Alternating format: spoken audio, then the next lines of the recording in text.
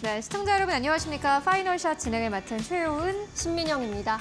네, 오늘 우리 증시 양시장 모두 다 빨간불 켠 채로 거래가 되고 있습니다.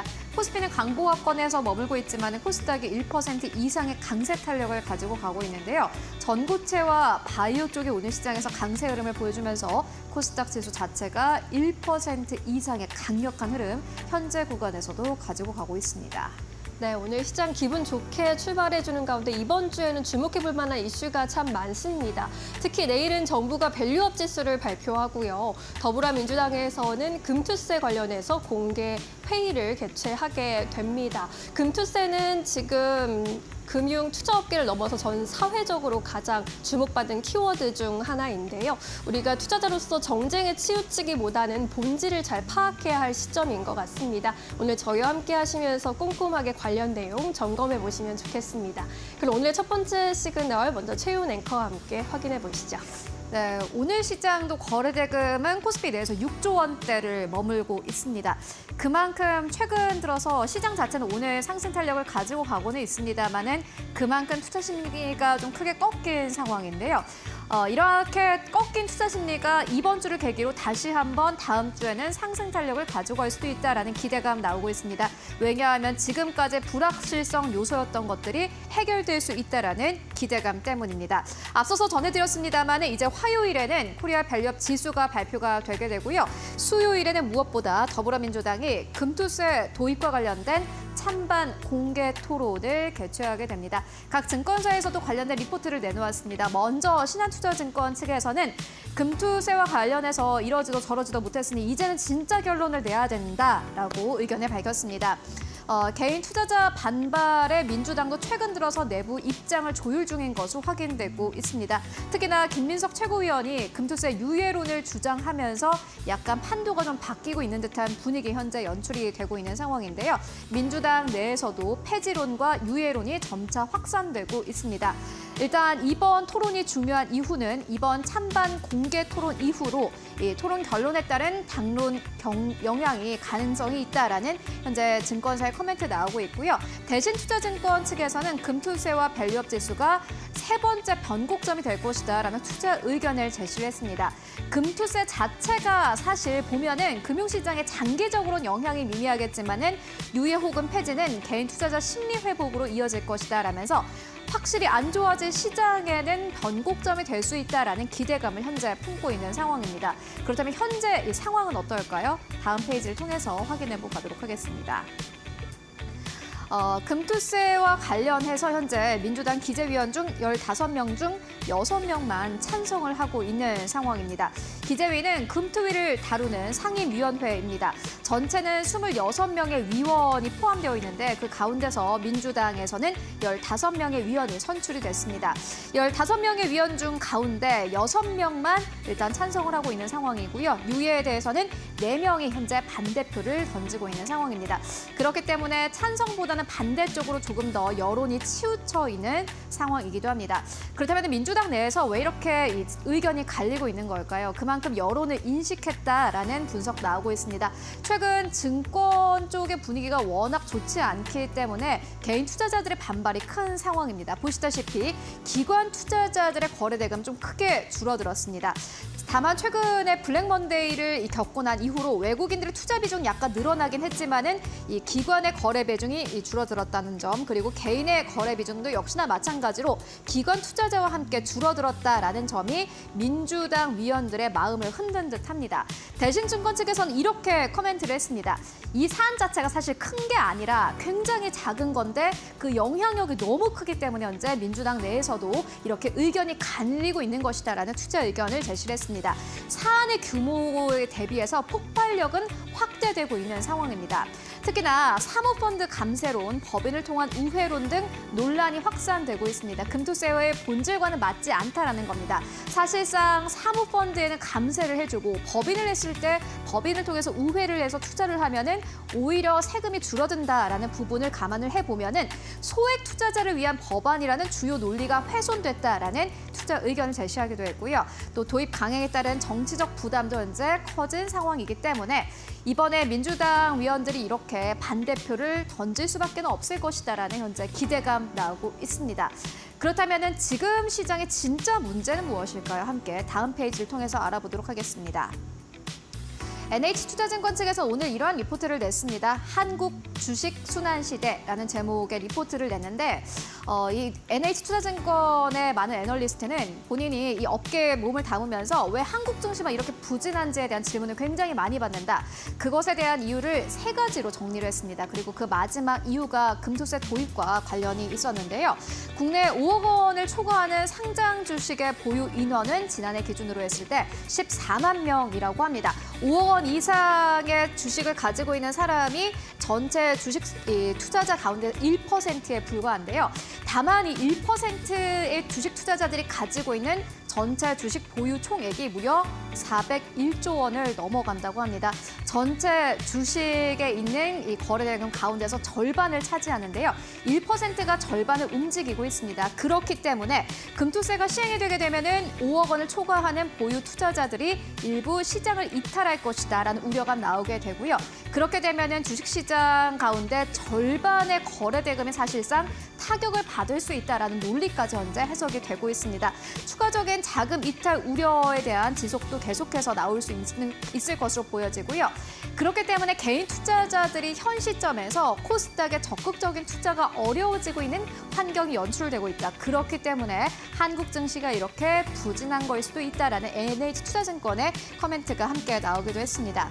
다만 이번 주 수요일에 있을 토론회 이후에 어떻게 또 여론이 달라질지는 모르겠습니다만은 많은 증권사가 결국에는 한 목소리를 내고 있는 것이 일단 이번 주 어떻게 결론이 내던 간에 이 지나가고 나면은 불확실성이 해소가 될 것이고 다음 주부터는 그래도 시장이 좀 괜찮아지지 않겠냐라는 기대감 내비치고 있는 상황입니다. 계속해서 따라가 보시면 좋을 것 같고요. 이어서 금투세 관련 이슈 이어서 시민영 앵커와 함께 만나보시죠. 네, 아시다시피 지금 금투세가 시장의 가장 큰 화두 중 하나입니다. 민주당이 이번 공개 토론회를 개최하고 관련 내용에 따라서 당론을 확정할 것으로 보이는데요. 금투세는 아시다시피 금융투자소득세입니다. 지난 2020년에 문재인 정부에서 채택이 됐었고 몇 차례 유예가 된 다음에 지금 이제 시행을 앞두고 있는데 아무런 조치 없이 내버려 두면 내년 1월에 시행이 되기 시작하는 겁니다. 금융투자소득세가 정확히 무엇일까요? 일단 금융투자를 통해서 얻은 소득은 세금을 부과한다라는 거죠. 주식과 채권, 펀드, 파생상품 등에 투자해서 얻은 연간 수익이 일정 금액 이상을 초과하게 되면 20에서 25%의 세금을 내게 되는 제도입니다. 현재로서는 주식과 펀드를 통해서 얻은 연간 수익 5천만 원 이상으로 규정을 하고 있습니다. 이에 따라서 세제 시행을 주장하고 있는 시행팀 그리고 유예를 주장하고 있는 유예팀이 민주당 안에서 맞설 것으로 보이고요. 또 국민의힘 측에서는 폐지를 주장하고 있는 상황입니다. 먼저 시행팀 입장에서는 소득이 있는 곳에 과세한다는 원칙을 고려해서 합리적이고 공정한 과세 기반을 구축할 필요가 있다라는 의견입니다. 이 의원들 안에서 김성환, 김영환, 이강일 의원이 세 의원이 토론에 적극적으로 참여할 것으로 보이는데요. 일단 시행을 찬성하는 입장에서는 5천만 원 이상의 과세가 5천만 원 이상을 벌어들여야 과세를 하는 것이기 때문에 1%를 위한 부자 감세다라는 그런 의견이 가장 골자입니다. 하지만 반대하는 입장에서는 1%를 과세를 하게 된다면 우리나라 전체 시장이 흔들릴 수 있는 것이기 때문에 부자 감세가 결국에는 우리 시장 자체를 위축시킨다라는 의견으로 맞서고 있는 건데요. 유예 측에서는 이소영 의견과 김현정 그리고 이현희 의원이 토론에 맞설 것으로 보이고요. 토론은 3대3 토론으로 진행될 것으로 보입니다. 유예하는 입장은 이제 투자 자금이 이탈되면서 주식 위축을 불러올 것이고 1,400만의 주식 투자자의 표심 역시 무시할 수 없는 요소이기 때문에 이번에는 유예하는 것이 맞다라는 의견을 펼칠 것으로 보입니다. 또 세금을 안 내더라도 서민 입장에서 투자 소득이 이제 소득으로 잡히는 것이기 때문에 역시나 여러 가지 불이익이 발생할 것이 우려되는 상황이고요. 또 지금 시장 자체가 너무 불안하고 안 좋은 상황이기 때문에 때가 좋지 않다라는 의견도 많이 힘을 얻고 있습니다. 물론 소득이 있는 곳에 과세한다라는 총론은 굉장히 맞는 말이긴 하지만 지금 강론에서 아직 미비한 점이 많고 보완해야 할 점이 많기 때문에 보완해야 할 점을 보완한 다음에 그 다음에 시행하자라는 의견도 많이 힘을 얻고 있는데요. 그래서 이제 시행팀 측에서 보완할 점을 보완한 보완 입법을 또 내놓기도 했습니다. 다음 장에서 함께 살펴보시죠. 야당에서 금투세 공개 토론을 앞두고 금투세 보완 패키지법을 발의했습니다. 지난 20일이었고요. 민주당의 임광현 의원이 소득세법 개정안 등 6건의 보완 패키지법을 대표 발의했습니다. 결론적으로 금투세를 예정대로 내년부터 시행을 하지만 과세 기준을 완화하자라는 것이 골자입니다. 임광현 의원은 국내 주식 기본 공제를 늘리는 방향으로 개정안을 내세웠는데요. 일단 가장 크게 바뀌게 하겠다라는 부분이 금투세 과세 대상을 이제 투자소득 5천만 원이었는데 그것을 2배 상향해서 1억 원 이상으로 올리겠다는 겁니다. 1년 안에 1억 원 이상의 수익을 본 사람에게 과세를 하겠다라는 거고요. 또 손실 2월 공제 기간을 기존의 5년에서 10년으로 2배 확대했습니다. 이 손실 2월 공제 기간이 중요한 이유는 이 2월 기간이 연장되게 되면 투자자들의 과거 손실을 더욱 두텁게 보호할 수 있기 때문입니다. 이미 금투세를 수행하고 있는 미국이나 독일 등에서는 이 2월 공제 기간이 무제한이다라는 점을 의원실에서 강조했습니다. 또 원천 징수 가장 좀 논란이 됐었던 부분인데요. 이 원천 징수에 대해서도 투자자들의 불만이 가장 컸었기 때문에 현재 반기별 1년에 2회씩인 것은 연 1회로 확정 신고하는 개정안을 또 이렇게 발의한 상황입니다. 이렇게 금융 선진국의 사례를 좀 참고를 하면서 미비한 점을 좀 보완하고 내용을 보완해서 시행하자라는 의견까지 나와 있는 상태입니다. 최근에 민주당 내에서도 당월에 시행하는 것보다는 그리고 좀 기다린 다음에 미비한 부분을 보완해서 시행하자라는 의견으로 계속해서 당론이 또 반전이 되고 있는데요. 다음 장에서 또 확인해 보도록 하겠습니다. 앞서 살펴보셨다시피 기재위원들의 금투세 입장이 시행을 하자라는 의견이 6명에 불과합니다. 원래는 이 의원들이 모두 다 찬성을 했었던 의견이었는데 결국에는 돌아서는 의원들이 이렇게 나오게 된 거고요. 또 연기하자라는 의원들이 신영대, 정일영, 정성훈, 황명선 의원까지 4명으로 또 이렇게 늘어났습니다. 아무래도 또 여론을 의식하면서 시장의 불안한 점까지 또 의식을 하면서 이렇게 주장을 펼치고 있는 것으로 보이는데요. 정성호 의원의 발언을 보시면 금투세 연기를 주장하면서 세수 효과에 비해서 여론과 시장의 반발이 너무나 크다라고 말했습니다. 그러면서 3년 유예 또는 폐지까지 검토해 볼 수 있을 것이다라는 이야기를 했습니다. 대신에 증권 거래세를 조금 올리는 방안도 있다라는 또 이야기를 했는데요. 이렇게 민주당 안에서도 유예하자라는 의견이 계속해서 나오고 있기 때문에 이번 토론회를 통해서 유예하자라는 쪽으로 좀 의견이 잡힐 것이다라는 의견이 조금 더 우세하기는 합니다. 하지만 유예일지 시행일지 어떻게 당론을 결정하게 될지는 이번 토론회 결과가 중요할 것으로 보이니까요. 내일 열릴 토론회에 집중해 보시면 좋겠습니다. 화요일부터 수요일까지 코리아 밸류업 지수 그리고 금투세와 관련된 찬반 토론 그리고 이번 주엔 또 마이크론 테크놀로지도 실적을 발표할 예정입니다. 이러한 부분들 함께 체크하시면서 이번 주에 시장의 현명한 전략들 세워보시면 좋을 것 같습니다. 네, 그럼 월요일의 파이널샷 지금 바로 출발합니다.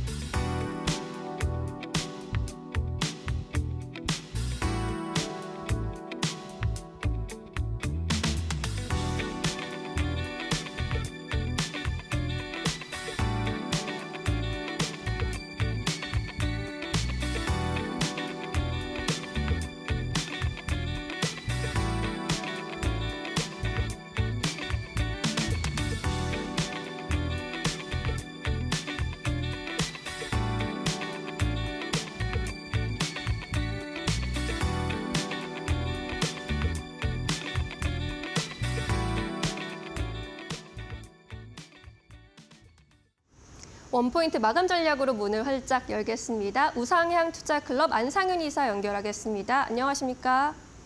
네, 안녕하세요. 네, 오늘 시장 어떻게 분석하고 계십니까? 네, 여전히 미국 경기 침체 진입에 대한 의구심이 완전히 해소되지 못하고 있는 만큼 주중 예정된 9월 제조업 PMI, 8월 내구재 주문, 8월 PEC 물가 등 주요 경제 및 물가 지표의 결과에도 주목할 필요가 있고 매크로 민감도가 높은 구간이기는 하지만 국내 주식 시장에서는 25일 예정된 마이크론 실적이 관건일 전망입니다.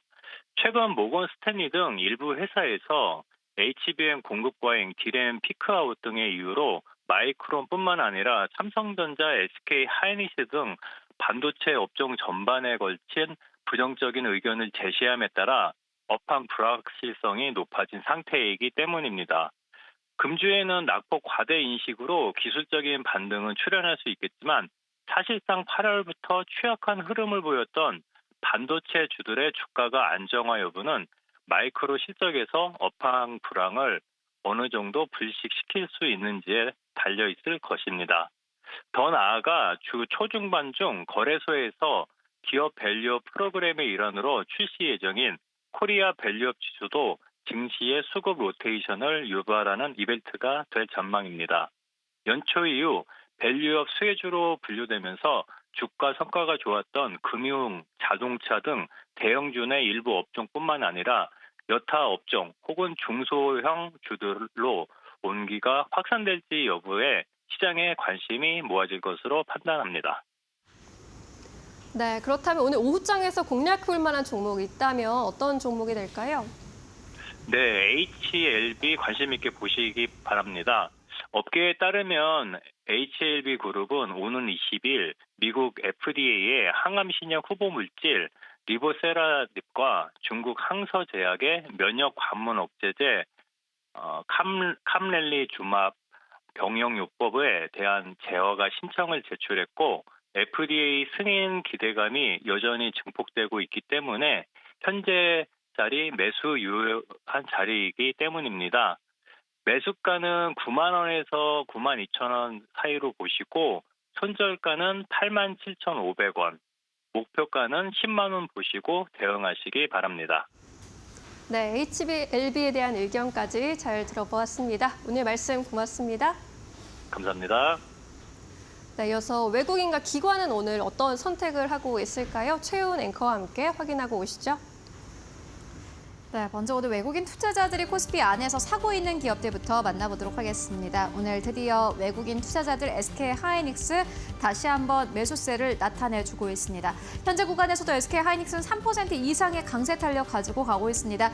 외국인들의 수급이 계속해서 들어오고 있는 상황이고요. 두 번째로는 삼성 바이오로직스입니다. 세 번째로는 에코프로 머티, 네 번째로는 삼성중공업, 다섯 번째로는 현대차 이름 올리고 있습니다.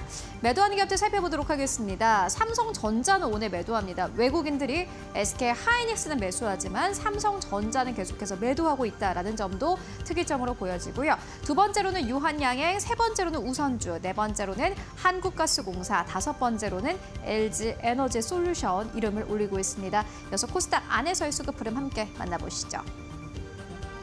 네, 오늘 코스닥 안에서는 외국인 투자자들이 HLB를 가장 많이 매수하고 있습니다. 두 번째로는 HLB 테라퓨틱스, 세 번째로는 에코프로 BM, 네 번째로는 엔캠, 다섯 번째로는 에코프로 이름 올리고 있는데요. 에코프로 계열사들 그리고 HLB 계열사들을 매수하고 있는 것이 특징적이고요. 매도하는 기업들 살펴보시면은 바이오 쪽을 오늘 시장에서 오히려 매도하고 있습니다. 알테오젠 ABL 바이오 매도하고 있고요. 다섯 번째로는 펩트론 이름 올리고 있습니다. 그리고 오늘 네 번째로 흥구석유도 역시나 마찬가지로 외국인들 매도세 집중되고 있습니다. 이어서 기관 투자자들의 수급 흐름도 함께 만나보시죠. 네, 기관 투자자들은 오늘 코스피 안에서 D&D 파마텍을 가장 많이 매수하고 있습니다. 두 번째로는 테크윙, 세 번째로는 아이패밀리 SC, 네 번째로는 넥스트 바이오메디컬, 그리고 TNL 현재 구간에서 매수하고 있는 흐름 보여주고 있고요.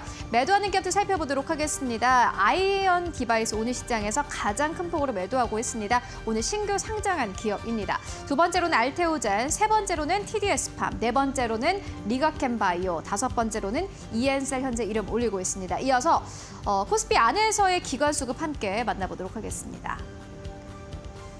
네, 오늘 시장에서 기관 투자자들이 현재 구간에서 이러한 기업들을 매수하고 매도하는 흐름들 현재 보여주고 있습니다. 지금까지 수급 상황 함께 살펴보고 왔습니다. 네, 시장에서 주목받고 있는 수급 특징주 조금 더 자세히 들어가 보도록 하겠습니다. 이데일리 스페셜리스트 신일섭 전문위원과 함께합니다. 어서 오세요. 안녕하세요. 네, 다시 돌아온 월요일장입니다. 세 가지 종목 추려 오셨는데요. 하나하나씩 살펴보도록 하겠습니다. 첫 번째 종목. 이수페타시스입니다. PCB 전문 생산 업체이죠. 요즘에 또 반도체주에 대한 좀 우려도 불거지고 있는 상황. 이수페타시스 좀 오랜만에 들어보는 것 같기도 한데요. 이 종목 어떻게 보고 계십니까? 네, SK 하이닉스와 한미반도체 그리고 이수페타시스 이렇게 우리나라에서 세 기업이 그 이른바 줄을 잘 탔다고 하죠. 엔비디아의 핵심 줄 라인입니다. 그래서 한미반도체, 이수페타시스, SK 하이닉스는 다른 반도체 소부장, 반도체 대표 업체들보다 굉장히 월등한 수익률을 거뒀었고요. 근데 지금 이제 그 세 개의 쓰리탑이 지금 전부 3개월 연속 조정을 받으면서 엔비디아가 이 약간의 꺾임이 있으면은 우리나라에서 쓰리탑에 들더라도 저런 식으로 꺾이구나.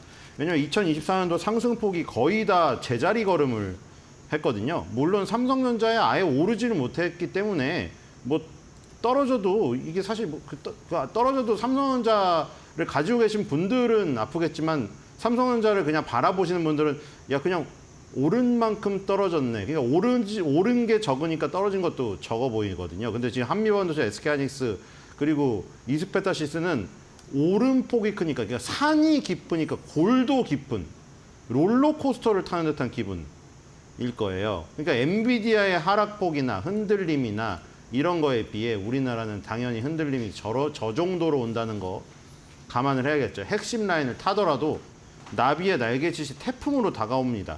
근데 이제 20개월 선 근처에 가서 반등을 하는데 여지없이 세 개의 종목이 그냥 똑같습니다.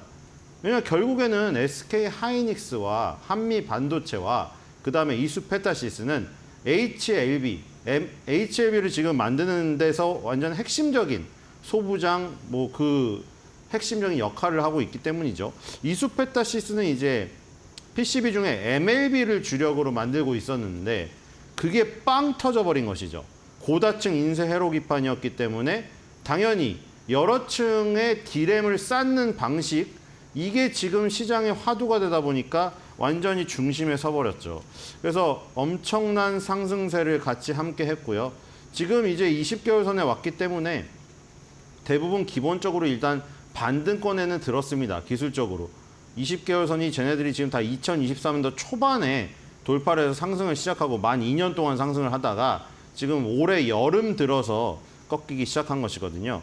근데 이제 그 기술적인 움직임 같은 경우에는 이익을 줄이기 위해서 줄였지만 사실 지금 SK 하이닉스나 한미반도체나 이수페타시스가 하고 있는 사업 그리고 캐파 확장 이런 데서 문제점이 발견되진 않고 있습니다. 지금 8월 22일 날 홍준표 대구시장 그리고 최창복 이수페타시스 대표가 투자 협약을 체결했습니다. 대구시청 산격청사에서 반도체 핵심 부품인 고다층 인쇄회로 기판 바로 이거 MLB죠. 이거를 주력으로 했기 때문에 다른 심텍이라던가 다른 삼성전기라던가 삼성전기는 이제 기판 사업을 접긴 했지만 기판 사업을 하는 다른 업체들 인터플렉스라던가 대표적인 업체들 있죠. 네. BH라던가 이런 쪽에 휴대폰만 바라보던 그 업체와는 완전 다른 움직임을 보였죠. 지금 아이폰 16이 나온다고 해도 BH가 움직이질 않습니다. 인터플렉스는 그 얘기 드린 대로 예전의 지위를 잃었고요. 그렇죠? 아이폰 X 그게 나오면서 인터플렉스가 왕좌에 있다가 그 문제가 발생되고 아이폰 X의 문제점이 다 거기로 쏟아지는 바람에 BH가 기회를 잡았는데 문제는 지금 코로나를 지나면서 아이폰 시리즈라던가 갤럭시 시리즈의 출시도 늦어졌고 그리고 신작이 나왔는데 기대에 못 미치고 이러다 보니까 휴대폰 기판 쪽은 별 볼 일이 없었습니다. 네. 반면에 HLB 쪽에 HLB라고 자꾸 하고 있네요. 왜 자꾸 아까 앞서 HLB 나와가지고. 자꾸 HLB를 네. 자꾸 하고 있는데 HLB는 바이오 기업이죠. 자, 그래서 지금 요 MLB를 주력으로 하고 있는 요 이수페타시스만 수혜를 받습니다. 네. 그래서 그 캐파를 확장하고자 지금 5공장을 지금 신설하려고 아까 전에 MOU를 체결했습니다. 지금 대구의 대표적인 기업이고요. 대구의 자랑스러운 기업이기 때문에 홍준표 대구시장이 자주 찾습니다. 달성 1차 산업단지 내 기존 4공장 인근의 6,468평짜리 부지에 3천억 원을 투자하여 신규 제5공장을 완공한다고 합니다. 완공시키려고 하는데 이게 완공이 되면은 고다층 인쇄로 기판 MLB 월 생산량이 기존 14,000 제곱미터에서 22,000 제곱미터로 약 1.5배 증가를 한다고 하네요. 홍준표 시장은 여기를 이 MOU를 계약을 맺으면서 기자들하고 인터뷰에서 앞으로 6, 7공장까지 계속해서 대구에 세워줬으면 좋겠다라고 말을 했습니다. 거의 대구에 사실 옛날에 섬유산업이 발달되고 나서 그 뒤에 산업이 별 볼이 없고 젊은이들이 다 떠나가서 지역 경제가 죽고 있었는데 네. 지금 사실 이런 기업들 이 정말 지역 경제를 먹여 살리는 기업들이죠. 이 공장이 증설이 되면 증설이 될수록 여기에 많은 인원들이 투입이 되게 될 테니까요. 어쨌든 지금 이수페타시스는 5공장을 지금 이 MOU를 맺었기 때문에 5공장을 만든다는 것은 그 자신감이죠. 이렇게 캐파를 확장한다는 것은 수요가 그만큼 확실하다는 지금 그 자신감이 있기 때문에 캐파를 확장하는 거겠죠. 아무리 호황기 때 잘 나간다고 해서 아무 계획 없이 그냥 확장을 질렀다가 만약에 갑자기 불황이 닥쳐버리면은 그게 그대로 지금 손실로 이어져 버리거든요. 근데 이수페타시스 같은 경우에는 지금 캐파를 확장하는 데 대한 자신감이 굉장히 뚜렷한 것 같습니다. 네. 그래서 한미반도체, 이수페타시스, SK하이닉스 20개월선 기술적인 지지선에도 와 있고 이수페타시스의 이런 캐파 확장 이런 부분이 있기 때문에 엔비디아가 살짝 반등해주면 이 20개월 선에서 조금 반등을 하지 않을까 이런 생각이 듭니다. 네, 이수페타시스까지 반도체주들 반등이 좀 시원하게 반등다운 반등이 나와주기를 좀 바라보겠습니다. 5공장도 건설 예정이라고 하니까요. 눈여겨보셔도 좋을 것 같습니다. 두 번째 종목으로 넘어가 보죠. 크라운 제과입니다. 과자 관련해서 또 희소식이 들려왔습니다. 우리나라 과자 수출액이 올해 역대 최대를 기록했다라는 소식인데 과자류 수출액이 농식품 품목 중에 라면, 담배를 이어서 3위를 기록했다고 합니다. 우리나라 과자가 좀 맛있긴 해요. 그죠? 뭐라도 해서 갔으면 좋겠습니다. 지금 네. 좀 아쉽죠. 우리나라는 지금 식품주가 상당히 좋지가 않아요. 미국은 식품주가 진짜 강력하거든요. 지금 이 IT가 흔들리고 만약에 금리 인하를 했을 때 사실 장기간을 놓고 봤을 때는 결국에는 금리 인하가 IT에도 수혜주가 돼요. IT가 특히나 지금 성장주에서 굉장히 성장을 더 가속화하는 지금 흐름으로 지금 가고 있기 때문에 네. 그런데 일단 금리 인하를 하고 한 단기간의 구간에서는 굉장히 흔들림이 있었다는 S&P 500의 과거의 결과들이 있고요. 그다음에 엔비디아가 굉장히 너무 가파르게 올라서 기술적인 이견에 대한 부담도 있고 그래서 주춤거리고 있기 때문에 아까 전에 우리나라에도 영향을 많이 미치고 있는데 미국은 그런 역사가 한 3, 40년에서 50년짜리죠. 1970년대, 60년대부터 지금까지 주식시장의 역사상 이렇게 IT가 흔들릴 때 필수 소비재가 다 받쳐줬거든요. 네. 그 필수 소비재 중에서는 세계적인 이름을 날리는 음식료 업체들이 많이 있었습니다. 맥도날드나 코카콜라나 이런 기업들이요. 그리고 우리가 코카콜라의 콜라는 뒤진다고 알고 있지만 펩시콜라가 과자를 많이 만드는 회사죠. 과자랑 종합해서는 코카콜라를 눌렀습니다. 그렇기 때문에 치토스 비롯하여 몬델리즈의 오레오라던가 이런 것들을 취급하는 필수 소비재가 굉장히 강력한 방어력을 보여줬기 때문에 대안이 될 수가 있거든요. 근데 지금 우리나라는 대안이 될 수가 없는 상황이죠. 지금 K로 뜬 게 삼양식품밖에 없거든요. 삼양식품만 떴고 농심 같은 경우에는 지금 결국에는 출발한 지점보다 더 돌아가 버렸습니다. 지금 출발한 지점이 2024년도 3월 달에 35만 원에서 출발했는데 지금 가격이 이번 달 제일 낮은 가격이 35만 원이었거든요. 36만 원. 거의 제자리로 돌아가 버렸죠. 참 이런 모습을 보니까 음식료에 기댈 수가 없는 모습이고 그리고 지금 그 다음에 나온 것들이 우양 같은 것도 있죠. 이건 그냥 이렇게 되는 겁니다. 지금 이렇게 되니까 이게 지금 모습이 똑같지 않습니까? 농심의 차트랑 우양의 차트가 똑같아요. 농심이 K라면으로 삼양식품하고 덩달아서 떴다가 제자리로 왔고 그다음에 K핫도그라고 해서 핫도그 떴다가 또 제자리로 왔어요.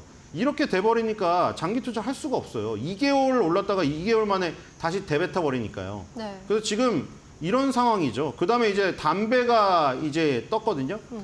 담배가 수출이 2위예요, 지금. 농림축산식품부에서 올해 들어서 지난달까지 과자류 수출액이 6,605억 원으로 지난해 동기 대비 15.4% 증가를 했거든요. 이게 지금 세 번째인데 라면이 1위고 그다음에 담배, 인삼 이게 2위고 3위가 과자입니다. 네. 그래서 지금 KTNG 같은 경우에는 일단 지난달에 부각이 된 다음에 이번 달에도 유지를 하고 있고요. 근데 이제 여기서 그럼 확산이 될 수 있을 것인가? 지금 크라운 제과의 모습인데 차트가 진짜 이게 사실 6월 달에 살짝 있었거든요. 6월 달에 살짝 들어 올려서 55%를 살짝이라고 말하기에는 크죠. 네. 근데 55%를 들어 올렸다가 제자리로 왔어요. 제자리로 다시 돌아와 버렸단 말이에요, 이게. 그러니까 지금 이런 모습 때문에 사실 미국이랑 비교하기는 그렇다. 어쨌든 간에 지금 크라운 제과랑 혜태 제과가 그 합병이 되었기 때문에 혜태 제과의 맛동산 뭐 이런 것들이 같이 있는 거죠. 크라운 제과의 뭐 초코아임, 화이트아임 뭐 이런 것들. 근데 저 솔직히 어렸을 때 과자를 많이 먹었는데 과자를 안 먹게 되더라고요. 뭐 그 무슨 뭐 그 얘기도 있잖아요. 이제 너무 경기가 어려워가지고 고기를 먹기가 그러니 네. 지금 맛동산에다가 그 라이터로 불을 달구면 불고기 맛이 난대요. 그 자취생들이 뭐 그걸 먹고 있잖아요. 근데 정말 약간 정말 그런 상황이 아니면은 과자가 그렇게 땡기지를 않더라고요. 저 같은 개인적인 걸 수도 있는데 이게 통계로도 나왔더라고요. 저는 어느 순간부터 견과류를 먹기 시작하니까 아몬드나 호두나 이런 거 파스타치오를 먹기 시작한 뒤로부터 과자를 안 사 먹게 되더라고요. 그거 막 손에 묻는 것도 싫고 과자 봉지 찢다가 방금 이렇게 핸드폰 떨어뜨리는 것처럼 막 다 떨어뜨리는 것도 싫고. 그래서 저는 과자를 엄청 줄였어요. 제가 살을 빼려고 줄인 게 아니라 과자에 손이 안 가요. 손이 가요, 뭐 농심 새우가 맨날 하는데 네. 손이 저는 솔직히 안 가거든요. 그래서 지금 미국 같은 경우에는 아까 말한 거랑 완전히 다른 게 뭐냐면 더 먹고 있어요. 5끼를 먹는데 과자를 5끼를 먹는 경우도 있고 학교 급식이 우리나라는 막 그 학교 급식 요즘에 뭐 백종원 씨랑 또 해가지고 넷플릭스 예능에서 세계 1위 먹은 거 있잖아요. 네. 거기에 급식 만드시는 분이 와가지고 급식을 정말 화려하게 차려주세요. 근데 미국은 그런 급식이 나오질 않아요. 걔는 과자가 급식으로 나옵니다. 막 M&M도 초콜릿 먹고 이래요. 그러니까 과자 산업이 엄청나게 확장이 되죠. 근데 우리나라는 그런 상황이 아니란 말이에요. 그러게요. 그렇기 때문에 뭐 이게 중장기적 흐름이 있을까 그래서 싶습니다. 근데 어쨌든 지금 크라운 제과도 아까 전에 이수페타시스랑 맞닿는 부분이 있긴 있어요. 지금 크라운 혜태가 2022년도 7월 달에 혜태 제과 공장이 설립이 되었고 그다음에 크라운 혜태 그룹으로 합치고 나서 이번 연도 5월 달에 신공장을 충남 아산시에 설립했습니다. 그러니까 이수페타시스가 지금 그 MLB가 굉장히 수요가 물밀듯이 밀려들어가지고 5공장을 달성군에 신설한 거랑 굉장히 비슷하죠. 요 달수도 똑같아요. 같은 5월 달에 이제 신공장 착공 아니면 신공장 MOU를 맺은 거죠. 그래서 아산시에 세우는 게 아산시랑 평택항 여기를 이제 거점으로 하려는 겁니다. 아산시에서 생산을 하여 평택항을 통해서 외국으로 수출하는 루트인데 여기에 이제 일본, 베트남, 중국에서 허니버터칩이 인기가 있다고 합니다. 솔직히 많이 죽었죠. 처음에 허니버터칩 대란 일어났을 때. 그리고 얼마 전에도 또 이제 포켓몬빵 다시 되돌아왔는데 지금 보면은 엄청 풀려 있거든요. 처음에 편의점 가면 없었는데 한 6개월 정도 그냥 뻐요 기다리면은 스티커 다 풀려요. 그래서 이제 그 초반부보다는 지금 그런 모습이 덜하지만 네. 그게 이제 일본, 베트남, 중국에서는 허니버터칩이 아직도 인기가 있다고 합니다. 그다음에 혜태에서 저기 인기 있는 거는 오리온이 초코파이가 있다면 혜태에는 OS가 있죠. 그다음에 에이스가 있고요. 에이스, OS, 허니버터칩 이런 것들을 이제 충남 아산 신공장에서 생산을 여기서 전문적으로 해서 평택항으로의 수출 물량을 여기서 전문적으로 해가지고 평택항을 통해서 수출하는 루트로. 그래서 5월 달에 신공장을 증설했기 때문에 삼양식품 공장 증설 이런 거랑 비슷한 것 같아요. 그래서 흐름은 비슷하고 네. 뭔가 요소는 비슷한데 이게 과연 포텐이 터질 것인가에 대한 것은 사실 의문이 있습니다. 그리고 크라운 제과 자체가 거래량이 상당히 없는 종목인데 그러다가 어느 순간 거래량이 확 붙으면서 테마기가 있는 종목으로 확 들어올렸다가 확 죽여버리는 성질이 있거든요. 네. 지금 역사적으로 계속 그랬어요. 17년도 4월 달에 신규 상장이 되어가지고 그 전에 있었는데 새로 분할이 돼서 상장이 되어서 17년도 4월부터 이제 차트가 그려져 있죠. 그 뒤로 계속 그런 현상이 벌어졌었어요. 거래량이 급등하면서 테마 종목으로 확 떴다가 확 죽여버리고 그냥 장기적으로 보면은 계속 우하향하는 스토리. 그리고 지금은 밑바닥에서 계속 횡보를 하고 있는데 이런 것들이 뭐 한 번은 빵 터질 수 있겠는데 이런 성질을 하루아침에 버릴 수는 없다는 것이죠. 왜냐하면 저런 거를 해먹었던 수급들이 항상 이 기업에 도사리고 있기 때문이에요. 그렇기 때문에 그런 것들을 다 수급을 깨끗이 정화하고 올바르게 그냥 실적에 따라서 온전한 정신 상태로 가기가 상당히 과거의 부분이 지저분하다. 네. 그런 부분은 감안을 해야 됩니다. 이게 그거랑 똑같아요. 과거에 막 무슨 사고를 치고 했다가 갑자기 회개한다고 했다가 다시 또 죄를 짓고 이러잖아요. 뭡니다. 예, 이게 뭡니다. 이런 것들이 반복이 될 수밖에 없는 네. 게 이 종목에서 계속 했던 그 패턴들 그런 것들이 익숙한 수급들이 계속 있기 때문이에요. 네. 그런 것들을 한번 하려면 이제 밭을 완전 솎아내야 되는데 네. 그 작업이 쉽지는 않습니다.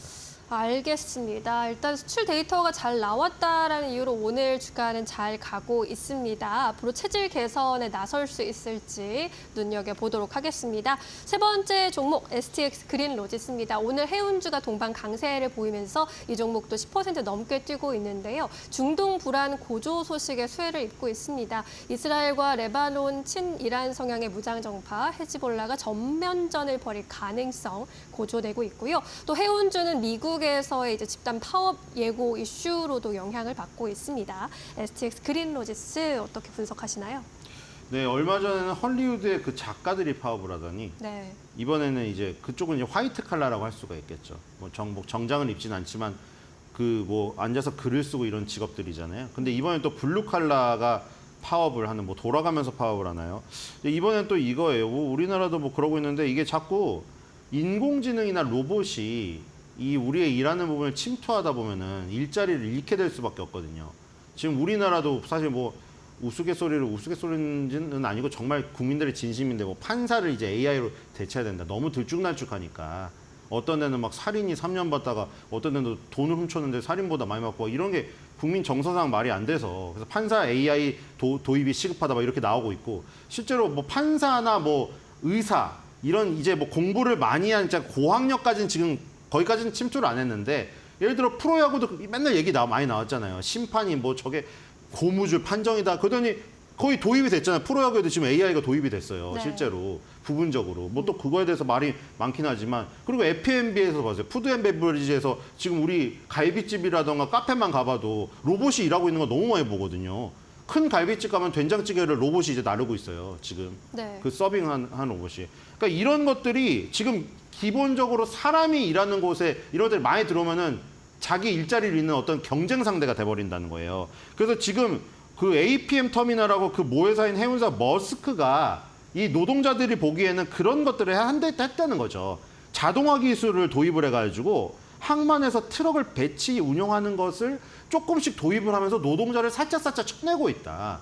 이런 불만에 계속해서 이런 식으로 해서 우리 노동자들을 잘라낸다면은 우리는 파업하겠다 이건 거예요. 왜냐면 이제 생존권이 인간이 인간 자리를 뺏는 게 아니라 로봇하고 인공지능이 내 인간 자리를 뺏어버려요. 그게 싫은 거죠, 이게. 그러니까 이런 것 때문에 만약에 이 파업이 일어나게 되면은 북미 쪽이 막히게 되면 여기서 해운 운임 급등이 일어나죠. STX 그린로지스는 해운사기 때문에 해운 운임 급등이 어떤 원인이든 간에 반갑죠. 이쪽에서는. 그게 파업이든 전쟁이든 무슨 코로나 같은 질병이든 간에 어쨌든 운임이 상승하는 요인이 들어오면 그게 뭐 정상적으로 사실 정상적인 게 제일 좋겠죠. 그쵸. 정상적으로 경제 활동이 활발하게 일어나서 운임이 올라가는 게 가장 좋겠지만 지금 뭐 그걸 바랄 수가 있는 상황은 아니기 때문에 파업이든 무슨 전쟁이든 코로나로 갇히든 운임이 오르면 일단 좋은 거예요. 그리고 이스라엘군이 지금 뭐 100대를 선제 타격했다는 얘기가 또 있네요. 레바논하고 뭐 지금 아주 난리잖아요. 그래서 그쪽에서 또 홍해 쪽에서 또 지금 난리가 있고 홍해는 후티 반군 쪽이 난리고 이 이스라엘하고 여기가 싸우는 것도 난리고 네. 그 좁은 길목이 다 난리예요. 예. 그래서 이런 것도 하나의 운임 상승 요인이 되는 것이고 그리고 STX 그린로지스가 원래는 벌크 선사거든요. 벌크 선사. 보통 뚜껑이 없는 배로 이제 곡물이나 뭐 철광석 이런 것들을 싣고 다니는 것들인데 STX 컨소시엄이 6월 달에 선헤이스 해운 이란 회사의 지분 95.24%를 인수했다는 소식이 그때 들렸죠. 근데 이 회사는 선박 해양 부분에 강점이 있기 때문에 벌크선하고 다른 부분의 선박을 소유하고 있는 회사들이거든요.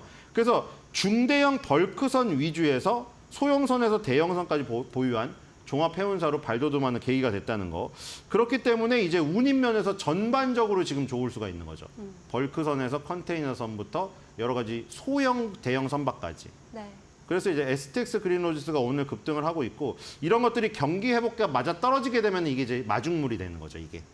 이런 식으로 시작은 했지만 경기 회복하고 이어져서 운임 상승이 계속 꾸준히 이루어진다고 하면은 굉장히 좋은 효과가 날 텐데 과연 미국의 금리 인하가 세계 경기를 이끌 수 있을까? 지금 일단 유가도 움직이지 않고 있고 유가가 수요 견인으로 지금 움직여야 되거든요. 그래서 유가가 수요 견인으로 움직이고 경기가 회복이 되면서 운임이 좀 오르고 그리고 좀 이것도 그 어느 적절한 1+1으로 됐으면 좋겠습니다. 노동자들이 잘리지 않고 이 어떻게 좀 같이 일하는 방법을 그렇죠? 강구해보는 우리 지금 산업 현장에도 그렇게 들어가고 있잖아요. 이 F&B에서 활약하고 있던 로봇이 산업 현장에 투입되는데 인간하고 1대1 패키지로 들어가는 지금 방향으로 바뀌고 있잖아요. 그 전에 엄청나게 컸던 대형 그 산업 로봇에서 조금 크기를 줄이고 인간하고 같이 일할 수 있는 지금 그렇게 지금 변화하고 있는데 네. 여기서도 과연 그런 모습이 나올 수가 있을까? 기대를 해봅니다. 네, 오늘 전쟁 이슈, 파업 이슈로 주목받고 있는 STX 그린로지스까지 점검해봤습니다. 투자에 잘 참고해보시기 바라겠습니다. 오늘 말씀 고맙습니다.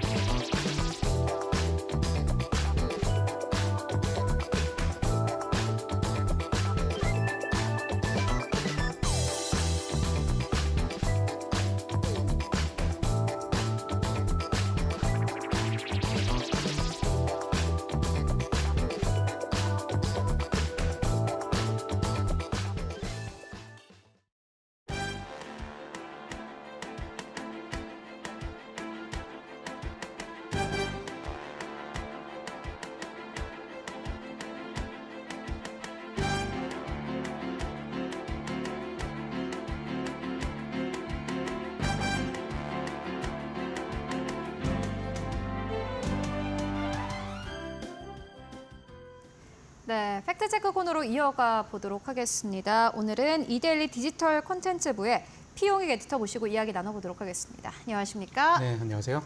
네, 일단 이번 주에 꽤 중요한 이슈들이 꽤 많습니다. 네. 일단 이번 주에 어떠한 주요 재료가 있는지 짚고 가도록 하겠습니다. 네, 일단 이번 주 증시는 지난주 미국 연방준비제도의 금리 인하로 촉발된 강세 흐름을 이어갈 수 있을지가 주목됩니다. 지난주 연준은 4년 6개월 만에 금리 인하를 단행했죠. 통상 금리 조정은 0.25%포인트, 25bp씩 하는데 이번에는 빅컷이라고 하죠. 50bp를 한 번에 인하하면서 경기를 연착륙시키겠다는 의지를 분명히 보여줬습니다. 뉴욕 증시는 연준이 금리를 인하한 당일에는 약간 주춤했지만 바로 다음 거래일에 강세로 방향을 틀었고요. 다우지수는 사상 처음으로 42,000선을 넘었습니다. 한국 증시는 연준의 금리 인하 호재를 제대로 반영하지는 못했습니다.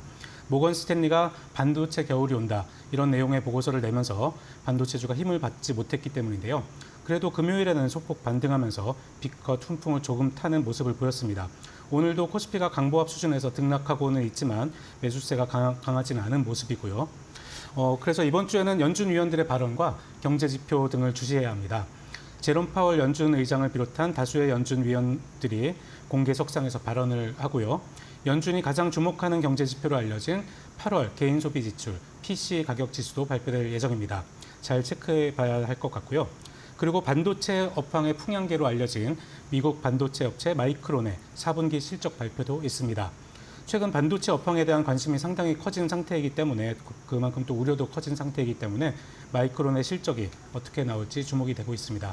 네, 지난주에는 이제 FOMC를 좀 소화하는 한 주였던 것 같습니다. 이번 주도 역시나 마찬가지로 연준 위원의 발언들 그리고 마이크론 테크놀로지의 실적 발표가 가장 중요해 보이는데 먼저 오늘의 일정부터 좀 짚고 가도록 하겠습니다. 오늘 밤에는 어떠한 지표가 발표가 되고 또 오늘도 시장을 움직일 만한 뭐 일정들은 어떤 것들이 있습니까? 네, 일단 오늘 밤에는 미국에서 이번 달과 미국과 유로존의 구매 관리자 지수 PMI가 발표됩니다.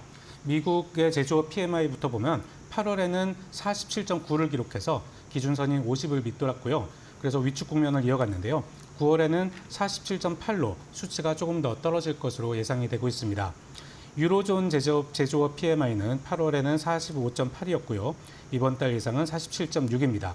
미국과 반대로 개선되는 모습을 나타낼 것으로 예상되고 있습니다. 서비스업 PMI는 미국과 유럽 모두 50을 넘겨서 확장세를 유지하고 있지만 미국은 다소 둔화되고 유럽은 소폭 개선될 것으로 보이고 있습니다. 미국에서는 또 월요일부터 연준 관계자들의 발언이 이어질 예정인데요. 오스틴 굴스비 시카고 연은 총재, 라파엘 보스틱 애틀란타 연은 총재, 그리고 닐 카시카리 미니애폴리스 연은 총재의 연설이 예정돼 있습니다. 지난주를 보면은 연준에서 대표적인 매파로 통하는 크리스토퍼 월러 연준 이사가 경기 둔화 가능성이 보이면 공격적인 금리 인하를 할 수 있다 이렇게 말했거든요. 이번 주에도 연준 관계자들의 발언을 통해서 향후 기준금리가 얼마나 더 인하될 수 있을지 그리고 이번 달에 했던 빅컷의 배경이 무엇이었는지를 파악해 볼 수 있을 것 같습니다. 네, 뭐 미국과 유로존의 이 구매자 관리 지수 PMI 지표 발표 중요해 보입니다. 그렇다면은 이제 화요일에는 또 어떠한 일정이 대기가 되어 있는지 보고 가야 될 텐데 보니까 내일입니다. 내일이 가장 중요해 보이더라고요. 네, 그렇습니다. 먼저 우리나라에서는 더불어민주당이 금융투자소득세, 금투세 내년 시행 여부에 대한 공개 토론회를 열 예정입니다. 민주당은 원래 내년 시행을 강행하자는 입장이었잖아요. 그런데 최근 내부에서 유예론이 나오고 있습니다. 3년 정도 유예하자는 그런 의견이 나오고 있는데요. 금투세는 투자자들이 계속해서 관심을 갖는 이슈이기 때문에 이번 토론회가 주목되고 있습니다. 또 한국거래소는 KRX 코리아 밸류업 지수를 발표할 예정입니다. 장 마감 후에 나오는데요. 기업 가치 재고 우수 기업으로 구성된 밸류업 지수의 구성 종목과 선정 기준을 공개할 예정입니다. 경제 지표도 있습니다. 한국은행은 8월 생산자 물가지수 PPI를 발표합니다. 지난 7월에는 폭염과 폭우 속에 농산물 가격이 상승하면서 상승세를 기록했는데요. 8월에도 상승세가 이어졌을 것으로 예상되고 있습니다. 미국 연준이 빅컷 금리 인하를 단행한 이후에 한국은행이 다음 달 금융통화위원회에서 기준금리를 인하할지 시선이 쏠리고 있는데요. 이에 앞서서 발표되는 물가지표들이 어떻게 나오는지 잘 지켜봐야 하겠습니다. 미국에서는 경제조사단체 컨퍼런스 보드가 발표하는 9월 소비자 신뢰지수가 나옵니다. 8월에는 103.3으로 집계돼서 6개월 만에 최고치를 나타냈습니다. 다만 세부 지표들을 들여다보면 조금 엇갈렸는데요. 12개월 인플레이션 기대치는 2020년 3월 이후 최저치를 기록한 반면 응답자의 30%가량만 일자리가 풍부하다고 답했습니다. 그만큼 고용에 대한 신뢰도가 3년 반 만에 가장 낮은 수준을 기록했습니다. 연준이 지금 가장 주목하는 게 고용이거든요. 그래서 향후 통화 정책과 관련해서 고용 지표가 어떻게 나오는지 계속해서 잘 체크해야 할 것 같습니다. 또 S&P 케이스 실러가 내놓는 미국 20개 대도시의 7월 주택가격 지수가 발표됩니다. 앞서 6월까지 사상 최고치 행진을 이어갔는데 7월에도 상승세를 이어갔을지 관심이 모아지고 있습니다. 네, 내일은 뭐 장 초반부터 아주 시장이 시끄러울 것 같습니다. 아침 10시 30분에는 이제 금투세와 관련된 민주당 내 토론회가 진행될 예정이고 또 장이 마감되고 나면은 코리아 밸류업 지수에 편입되는 뭐 기업들이 공개될 것으로 보여집니다. 그렇기 때문에 내일 시장의 변동성이 또 커질 수 있다라는 부분을 함께 확인을 해 보셔야 될 것 같고요. 이어서 수요일 일정도 짚고 가도록 하겠습니다. 수요일에는 어떠한 재료들이 있습니까? 네, 먼저 우리나라를 보면 한국은행이 수요일에 9월 소비자 동향 지수를 발표합니다. 지난달의 경우 미국 경기 침체 우려에 따른 주가 급락과 이른바 TMF 사태라고 하는 이커머스 대규모 미정산 사태로 소비자 심리 지수가 전월보다 2.8포인트 떨어졌습니다. 두 달 만에 하락세로 돌아선 건데요. 이번 달에는 국내 금리 인하 기대 등에 힘입어서 반등했을지 주목이 되고 있습니다. 미국에서 일정이 좀 중요한데요. 마이크론의 실적 발표가 있습니다. 마이크론은 삼성전자, SK 하이닉스에 이어서 세계 3위 메모리 반도체 기업인데요. 메모리 반도체 업계에서 가장 먼저 분기 실적을 발표하기 때문에 업황의 풍향계라고 불리고 있습니다. 마이크론이 4분기 실적 발표 과정에서 고대역 폭 메모리, HBM 로드맵 그리고 HBM의 생산 계획을 긍정적으로 제시한다면 최근 반도체 업황을 둘러싼 시장의 우려가 다소 잦아질 수 있을 것으로 보입니다. 앞서 모건 스탠리가 지난 15일에 메모리 반도체 업황이 꺾일 수 있다고 전망한 보고서를 내면서 SK 하이닉스와 삼성전자에 대한 투자 의견을 낮추고 목표 주가를 내렸거든요. 이 여파로 지난주에 하이닉스와 삼성전자는 각각 3.5%, 2.17%씩 하락했는데요. 마이크론의 실적 발표가 반등의 모멘텀을 줄 수 있을지 관심이 모아지고 있습니다. 네, 마이크론 테크놀로지가 이제 미국 시간으로 현지 시간 수요일에 실적을 발표할 예정입니다. 장 마감 이후에 실적을 발표를 할 예정이고 마이크론 테크놀로지가 어떠한 실적을 발표하느냐에 따라서 앞으로 반도체주의 주가 흐름이 또 달라질 것으로 보여집니다. 수요일에 실적 발표도 중요해 보이고요. 이어서 목요일로 넘어가 보도록 하겠습니다. 월요일, 화요일, 수요일까지 꽤나 바쁜 일정들이 있는데 목요일에는 뭐 경제 지표들이라든지 이런 게 어떤 것들 발표됩니까? 네, 목요일에는 가장 중요한 게 제롬 파월 연방준비제도 의장의 발언을 체크해야 할 것 같습니다. 지난주 금리 인하를 단행한 이후 첫 공개 연설이 목요일에 예정돼 있는데요.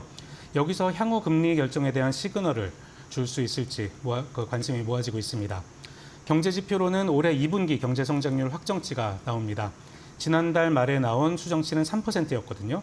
지금까지 나온 숫자만 보면 미국 경제의 연착륙 가능성이 높아 보입니다. 이 GDP 확정치와 함께 파월 의장의 발언을 보면은 미국 경제가 어떤 모습으로 가고 있는지 조금 파악하는 데 도움이 될 수 있을 것 같고요. 또 미국에서는 지난주 신규 실업수당 청구 건수도 발표가 될 예정입니다. 지난주 목요일에 뉴욕 증시가 반등했던 배경에는 신규 실업수당 청구 건수가 4개월 만에 가장 낮은 수치를 기록한 것도 영향을 줬거든요. 연준이 고용시장을 주목하고 있는 만큼 매주 나오는 실업수당 건수를 잘 확인해야 할 것 같습니다. 네, 이번 주에는 소비자 신뢰지수에 더불어서 미국의 GDP 확정치가 발표될 예정입니다. 특히나 미국 경제 성장에 대한 우려가 큰 가운데서 나오는 GDP 지표가 역시나 시장에도 또 중요한 트리거 포인트가 될 것으로 보여집니다. 그렇다면은 금요일로 또 옮겨가 보도록 하겠습니다. 금요일에는 어떠한 재료들이 있습니까? 네, 월요일부터 목요일에 비해서 금요일은 다소 조금 한가한 일정이 되겠지만 그래도 미국에서는 상무부가 매월 마지막 금요일에 발표하는 개인 소비 지출, PC 가격 지수가 굉장히 주목이 되고 있습니다. 이게 중요한 게 연준이 물가 흐름을 판단하는 핵심 데이터로 이 지표를 주목하기 때문인데요. 인플레이션이 2%대 안정세를 이어갔는지를 확인하는 게 중요합니다. 또 일본에서는 집권당인 자민당의 새로운 총재를 뽑기 위한 선거가 치러집니다. 사실상 일본의 차기 총리가 결정되는 이벤트인 만큼 관심 있게 지켜봐야 할 것 같습니다. 네, 최근에 이제 일본과 관련된 이슈가 한국 시장에도 크게 영향을 주고 있는 듯한 분위기 계속해서 연출되고 있습니다. 이번에 일본에서 치러지는 이 선거가 중요한 이유가 있을까요? 네, 그렇습니다. 금요일에 치러지는 일본 자민당 총재 선거는 우리나라에도 경제나 외교에 굉장히 밀접한 영향을 미치기 때문에 우리도 주목해야 할 이벤트인데요. 일단 고이즈미 신지로 전 환경상과 이시바 시게루 전 간사장의 2파전 또는 여기에다가 다카이치 사나의 경제안보상까지 해서 3파전이 될 것으로 예상이 되고 있습니다. 우리나라에서는 총재 선거를 사실 경제보다는 정치 외교 관점에서 바라보는 시각이 좀 많은데요. 야스쿠니 신사 참배라든지 독도가 일본 땅이라고 하는 주장이 보도되고 있고 그러는데요. 최근 여론조사를 보니까 일본 국민들이 자민당 총재 선거를 계기로 논의되기를 바라는 이슈가 연금 등 사회보장 제도가 35%로 가장 많았고요. 경제 재정 정책이 26%로 그 다음으로 많았습니다. 그만큼 일본인들이 경제를 주요 쟁점으로 보고 있다는 걸로 해석이 되고 있습니다. 일단 시장에서는 이번 선거의 결과가 일본의 기준금리 방향, 여기에 영향을 줄 수 있다고 보고 있습니다. 이시바는 금리 인상이 필요하다는 입장이고요. 고이즈미는 재정이나 금융정책에 대해서는 명확한 생각을 밝히지는 않았지만 중앙은행의 독립성을 지지한다는 입장이기 때문에 현재 일본은행의 금리 인상 기조는 유지될 것으로 보이고 있습니다. 그런데 만약에 다카이치가 당선되면 금리 방향성이 현재 기조와는 정반대로 급격하게 내려갈 수 있다고 시장에서는 보고 있습니다. 이번 주에도 후보들의 발언을 통해서 경제 구상을 들여다볼 수 있을 것 같은데요. 어떤 후보가 시장에 어떤 영향을 줄지 잘 지켜봐야 하겠습니다. 네, 일본 내 이슈도 역시나 중요해 보입니다. 최근에 한국 증시가 장 막판에 급격하게 떨어지는 경우가 있는데 그럴 때는 보통 엔화 환율이 좀 요동칠 때가 많았습니다. 일본 이슈도 중요해 보입니다. 지금까지 피용익 에디터와 함께 이야기 나눠봤습니다. 말씀 고맙습니다. 고맙습니다.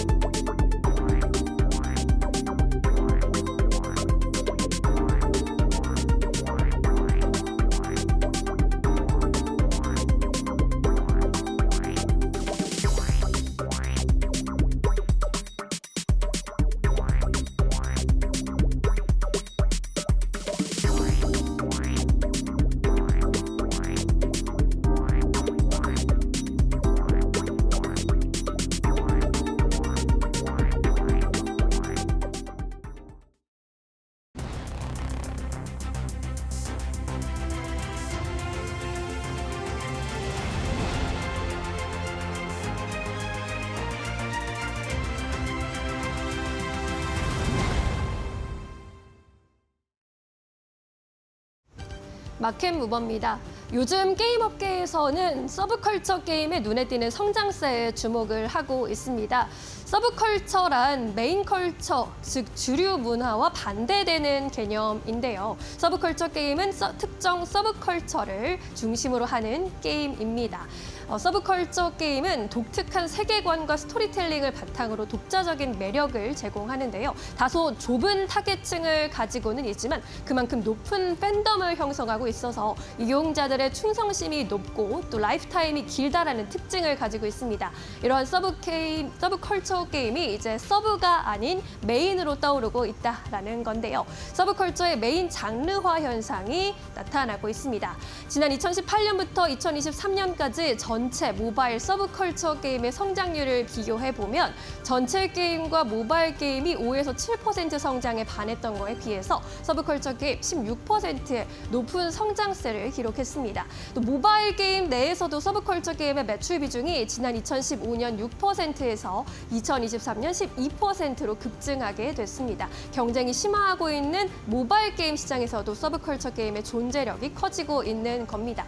글로벌 주요 서브컬처 10종 중에 연간 매출액이 6조 원 이상을 기록하고 있는 게임들 늘어나고 있고요. 기존의 IP의 플랫폼 확장 그리고 짧아지고 있는 플레이 타임, 높아지는 방치형 게임의 인기 등을 고려했을 때 서브컬처 게임의 성장률이 향후 연 10% 이상을 기록할 것이라는 전망이 나오고 있습니다.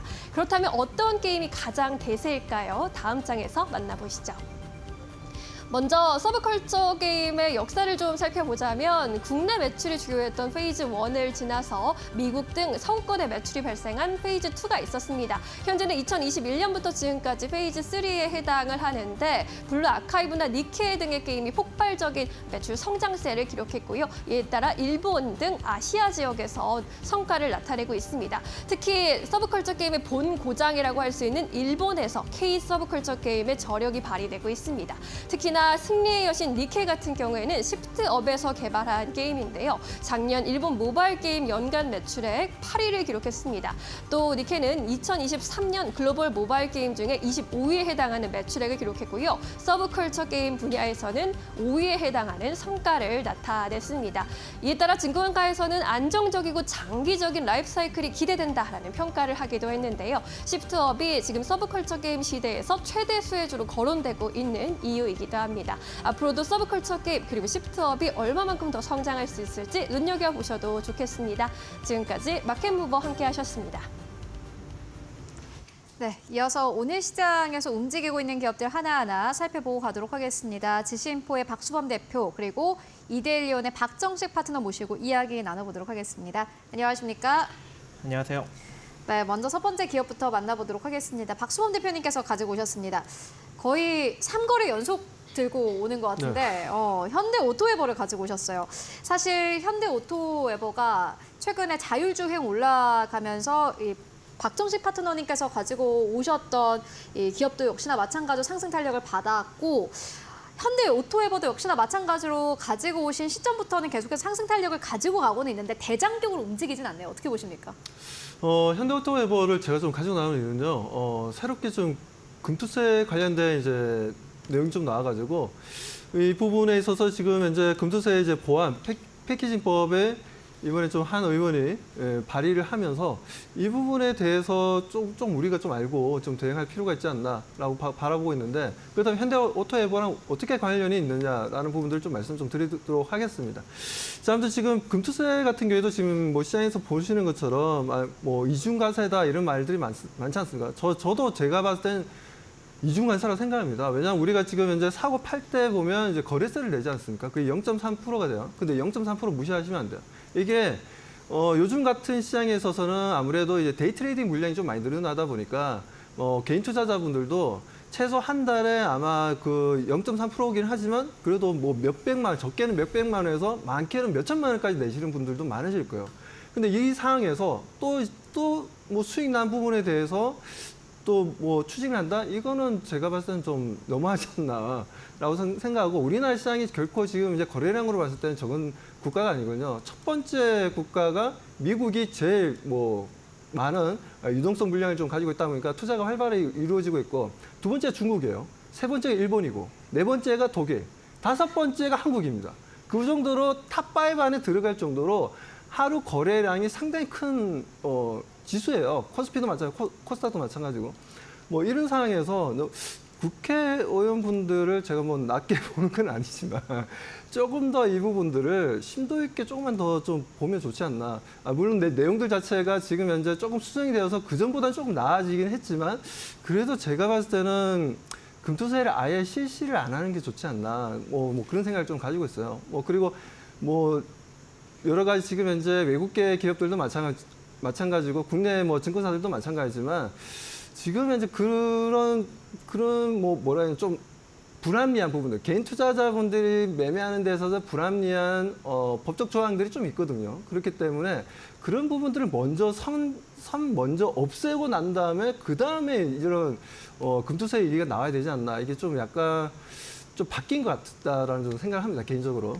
제 개인적인 이제 사담이기 때문에. 아무튼 이런 금투세를 통해서 전자 시스템이 다 바뀌어야 돼요. 증권사들도 다 바뀌어야 되고 뭐 하다 보니까 아무래도 뭐 LG 같은 경우에는 뭐 CNS가 있고 뭐 삼성 같은 경우에는 삼성 SDS가 있고 그리고 현대차 같은 경우에는 현대오토웨버가 있죠. 현대오토웨버 하면 우리가 자율주행만을 많이 생각하시겠지만 실질적으로 이제 소프트웨어 솔루션을 전문적으로 만드는 회사입니다. 그런 부분들에 있어서 제가 보는 관점에서 현대오토웨버 금투세가 만에 하나 진짜 실시가 된다면은 그 부분에 있어서 미리 또 이런 전산 시스템을 다시 한 번 더 리베이팅을 해야 되기 때문에 그런 부분들에 있어서 제가 봤을 때는 현대오토웨버 같은 경우에는 뭐 여러 회사들이 있습니다. 지금 이제 상장되어 있는 회사들 뭐 삼성 SDS도 있는데 뭐 그거보다는 현대오토웨버가 좀 낫지 않나. 왜냐하면 지금 이제 금투세 관련해서 이런 부분에 있어서도 하나의 또 이슈가 될 수도 있는 부분들이고 그리고 지금 자율주행 관련된 이슈가 워낙 지금 시장에서 뜨겁다 보니까 최근에도 구글의 웨이모랑 지금 이제 로봇 택시에 대한 이제 내용들이 좀 나왔지 않습니까? 지난주에 뭐 그런 부분들도 있어서 뭐 현대오토에버 뭐 차트 추세 움직임도 강합니다. 일단 코스피는 코스닥의 지수의 움직임보다 더 강한 종목이기 때문에 단기 수익에 대한 기대감을 좀 가져가셔도 좋고요. 혹시나 지금 현재 시청자분들 중에 가지고 계신 분들은 계속해서 꾸준하게 좀 홀딩해서 가져가 보자라고 말씀드리고 절대 매도하지 마시고 하여튼 이런 호재 저런 호재로 해서 올라갈 수 있는 충분한 룸이 열려 있는 상태이기 때문에 동사에 대해서는 계속 보유 관점으로 대응해 나가겠습니다. 금투세 도입과 관련해서 시스템 변화를 현대오토에버와 연결을 짓는 것은 사실상 저는 대표님의 네네. 의견을 처음 들어봤거든요. 뭐 어디 네. 이게 네. 회사 측에서 이러한 시스템을 구축할 만한 뭐가 있는 걸까요? 아니면은? 당연히 그 정도 솔루션은 충분히 만들어낼 수 있는 회사죠. 예를 들어서 지금 이제 현대차 증권이라는 회사가 있지 않습니까? 그러니까 계열사 중에 증권사가 있어요. 금융회사도 있습니다. 뭐 그렇다 보니까 그건 누가 하겠어요? 그럼 현대오토에버가 당연히 계열사인 현대차 증권의 아무리 시스템에 대해서 얘네들이 이제 솔루션을 만들어서 납품할 가능성이 좀 높다라는 관점에 있어서 저는 그 부분에 있어서 이제 하나의 수혜주다라고 바라보고 있습니다. 알겠습니다.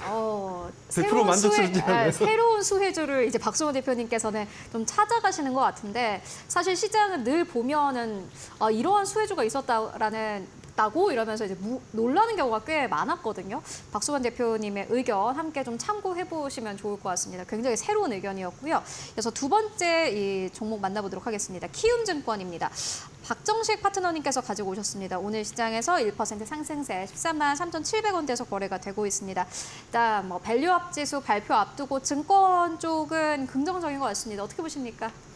네, 저도 미션을 받았습니다. 이 금융투자 소득세 관련된 종목을 좀 찾아달라라고 이제 미션을 받아서 보니까 이제 24일 토론회가 생겼더라고요. 그래서 이제 금융투자 소득세가 이제 진짜 될 건지 말 건지 이제 이런 논의가 이제 좀 이슈화가 될 것 같은데 제가 이제 곰곰이 찾아봤어요. 이게 일단 만약에 이제 금융투자 소득세가 진짜 된다면 시장에 악재로 작용이 될 가능성이 높고 인버스를 골라야 되나 이렇게 이제 고민을 해보았는데 역시나 이제 투자는 할 수밖에 없다고 저는 생각을 합니다. 그렇게 될 경우 일단 뭐 절세나 이런 이제 비과세 투자 상품 쪽으로 자금이 좀 빠져나가지 않을까라고 생각을 해요. 근데 증권사에서 보니까 좀 이제 그런 것들을 어느 정도 생각을 하면서 좀 대비책을 갖고 있더라고요. 근데 그 중에 하나가 이 중개형 ISA 개인 종합 자산 관리 계좌입니다.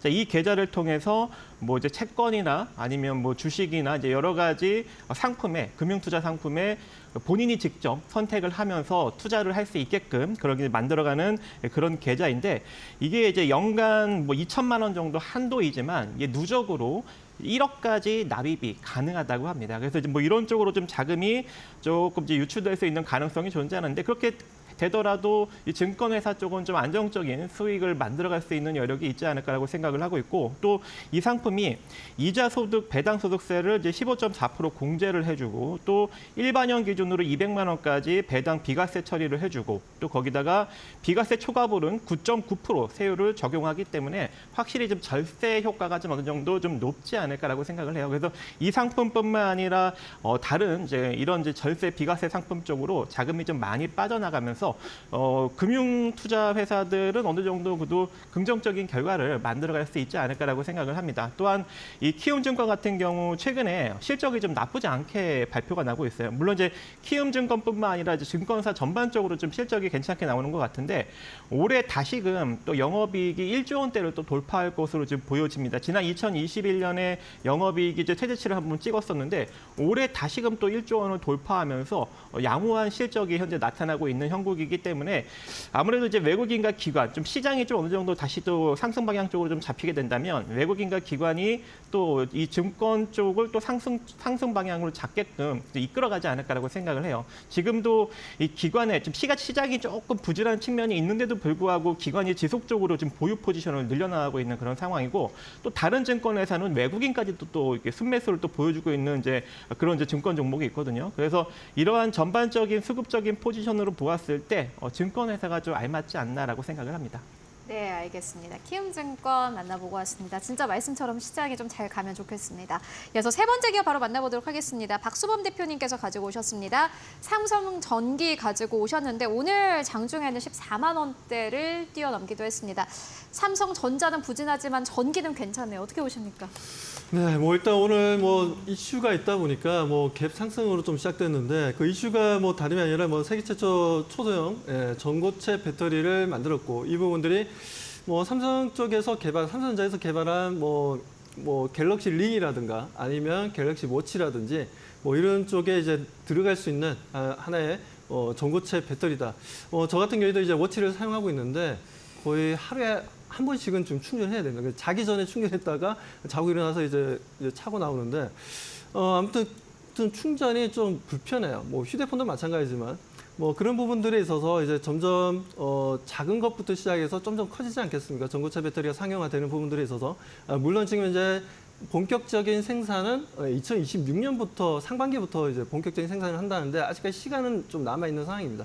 뭐 그렇지만 이런 부분들이 하나의 호재가 선반영되어서 주가를 또 끌어올릴 수 있는 상당히 좀 큰 모멘텀이라고 저는 보고 있어요. 왜냐하면 이게 세계 최초로 처음으로 만들었고 그리고 클라이언트들에게 지금 현재 시제품을 지금 보내서 테스트 중이기 때문에 그렇다면 삼성전기가 지금 삼성전자만 바라보는 게 아니라 글로벌의 많은 B2B 사업을 통해서 지금 현재 많은 기업들과 컨택을 해서 전고체 배터리 판매량이 좀 늘어난다면 뭐 그 부분 또한 새롭게 뭐 판로를 찾는 파이프라인이 또 생기는 부분들이기 때문에 뭐 그런 관점에서 보게 되자면 좀 우리가 너무 삼성전기를 어떻게 보면 삼성전자와 좀 약간 동조화 현상을 보여주면서 주가가 비슷하게 움직이는 경향이 좀 큽니다.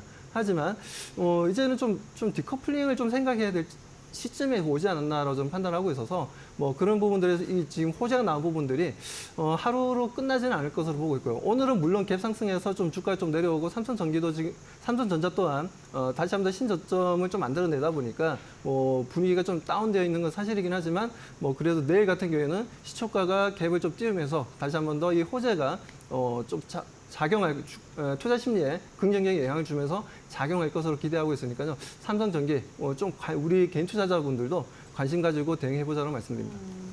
일단 오늘 이슈에 비해서 크게 움직이지 못했습니다. 이에 따라서 삼성전기가 가지고 있는 이렇게 긍정적인 모멘텀 앞으로 이 주가에 반영될 가능성이 크다라는 부분 짚고 왔습니다. 참고해 보시면 좋을 것 같습니다. 그렇다면 오늘 시장에서 또 주목받고 있는 이슈들 어떤 것들이 있을까요? 이어서 신민영 앵커가 전해드립니다. 마켓 무버입니다. 국내 증시의 리츠 관련주가 최근에 양호한 수익률을 기록해주고 있습니다. 하반기 들어 극강의 변동성 장세가 펼쳐지면서 상대적으로 안정적인 수익률이 기대되는 리츠 쪽으로 자금이 좀 몰린 것으로 보이는데요. 하반기에도 추가적인 금리 인하 기대감에 또 대규모 유상증자 호재까지 더해지면서 추가적인 주가 상승 여력이 있다라는 분석이 나오고 있습니다. 일단 한국거래소에 따르면 KRX 리츠 탑 10 지수가 올 하반기 들어서 5.19% 상승했고요. KRX 테마 탑10 지수 가운데 수익률 2위를 기록했습니다. 리츠는 부동산 투자 회사이죠. 여러 투자자에게서 모은 자금을 백화점과 오피스 빌딩 등 부동산에 투자한 뒤 임대료나 매각 차익을 통해서 수익을 상환하면서 돈을 버는 상품입니다. 금리 하락 시에는 특히나 부동산 대출 이자 부담이 낮아지기 때문에 수익성이 좋아지는 것으로 평가를 받고 있습니다.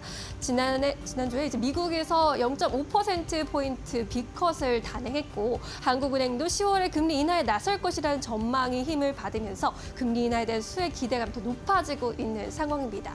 여기에 더해서 주요 리츠 상장사들이 유상증자를 통해서 몸집 불리기에 나서고 있다는 것도 긍정적인 평가를 받고 있는데요. 리츠 관련주들은 일반적인 상장사들과는 달리 주가 희석 우려가 있어서 유상증자에 대한 우려가 있는 것이 아니라 우량 자산을 편입하는 효과가 더 크기 때문에 유상증자가 긍정적이라는 평가를 받고 있습니다.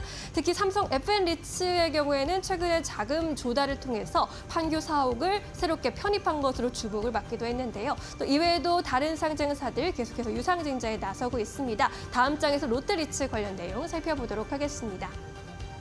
네, 롯데리츠가 L7 강남 호텔의 편입을 위한 유상증자를 결정했다라고 밝혔습니다. 지난 2019년에 상장한 이후 두 번째로 나서는 유상증자였고요. 3,300억 원 규모의 L7 강남 호텔을 신규 자산으로 편입한다고 밝혔습니다. 롯데쇼핑의 리테일 자산에서 벗어나서 호텔 등 타 계열사 자산으로의 확장을 의미한다면서 증권가에서는 의미 있는 결정이다라고 평가를 했고요. 이번 유상증자 비율이 19%로 부담이 크지 않은 편이라는 점을 강조했습니다. 특히나 최근의 주가 상승으로 발행 주식수 부담이 줄어든다라는 점이 긍정적이다라는 평가고요. 삼성증권에서는 롯데그룹이 스폰서인 리츠로 성장했다면서 투자 의견 바이와 함께 목표 주가 4,600원을 제시했습니다. 리츠 관련주 투자하실 때 관련 내용 참고해 보시면 좋겠습니다. 지금까지 마켓무버 함께하셨습니다. 네, 이어서 네 번째 기업 만나보도록 하겠습니다. 네 번째 기업은 토니모리입니다. 오늘 미용 쪽도 나쁘지 않습니다. 화장품 쪽. 토니모리는 6.5% 넘게 상승하면서 9,820원대에서 거래가 되고 있고 장중에는 또 9,900원대를 넘어서기도 했습니다. 박정식 파트너님께서 가지고 오셨는데 이 기업을 어떻게 보고 계실까요? 네, 다시 토니모리의 이 실적 개선 기대감이 다시 나오고 있습니다. 이미 이제 이 토니모리의 실적 개선 기대감은 지난 8월 중순부터 나왔기 때문에 제가 그때부터 현재 이 방송에서 언급을 드리고 있는 종목인데요.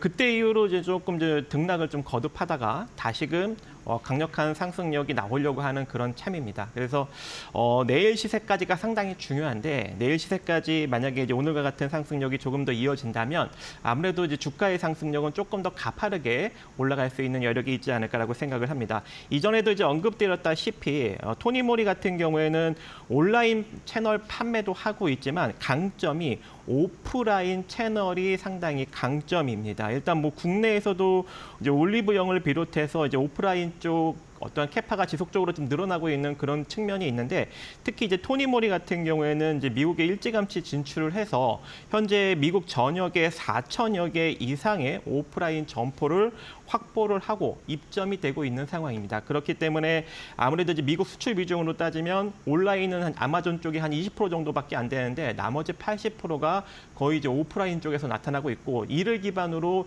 매출과 영업이익 캐파가 더욱더 증가될 수 있는 여력이 현재 나타나고 있는 상황이고요. 거기다가 화장품 OEM, ODM 업체인 메가코스라는 자회사를 보유하고 있는데 이 자회사가 매출과 영업이익이 최근에 상당히 급격하게 증가가 되고 있습니다. 그래서 이러한 성장을 기반으로 주가가 다시 한번 강력하게 올라갈 수 있는 여력이 존재할 것 같고 뭐 기술적으로 보면은 일단 바닥권에서 이 횡보 추세를 드디어 이제 벗어나려는 흐름이 오늘 처음으로 현재 나타나고 있는 상황이고 이러한 상승 흐름이 한 번 더 이어질 경우 주가가 조금 더 가파르게 올라갈 수 있는 여력이 존재할 것 같습니다. 그래서 내일까지 만약에 상승 흐름이 이어지게 된다면 최소한 이제 기술적인 반등력을 11,000원 정도 자리까지 바라보시고 조금 더 강하게 나온다면 22,000원 정도 부분까지 바라보시면 좋을 것 같습니다. 네, 알겠습니다. 토니모리 만나보고 왔습니다. 오늘 특히나 흥국증권에서 긍정적인 리포트가 나온 기업이기도 합니다. 미국 내에서 뭐 울타뷰티, 타기, 노드스트롭 이러한 이 업체 또 들어간다고 하니까 앞으로 주가 상승이 얼만큼 나올지 함께 확인해 보시는 것도 시장을 보는 한 가지 포인트가 될 것 같습니다. 이어서 다섯 번째 기업 만나보도록 하겠습니다. 두산 에너빌리티인데 오늘 1% 상승세 18,000원대에서 거래가 되고 있습니다. 원전 쪽 좀 이제 움직일까요? 어떻게 보십니까, 박수원 대표님?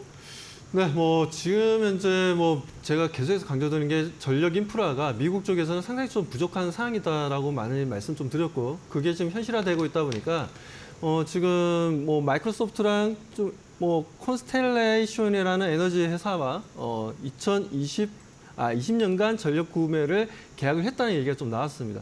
뭐 그 정도로 지금 이 회사 같은 경우에는 뭐 솔직히 저도 이번에 좀 알게 됐어요.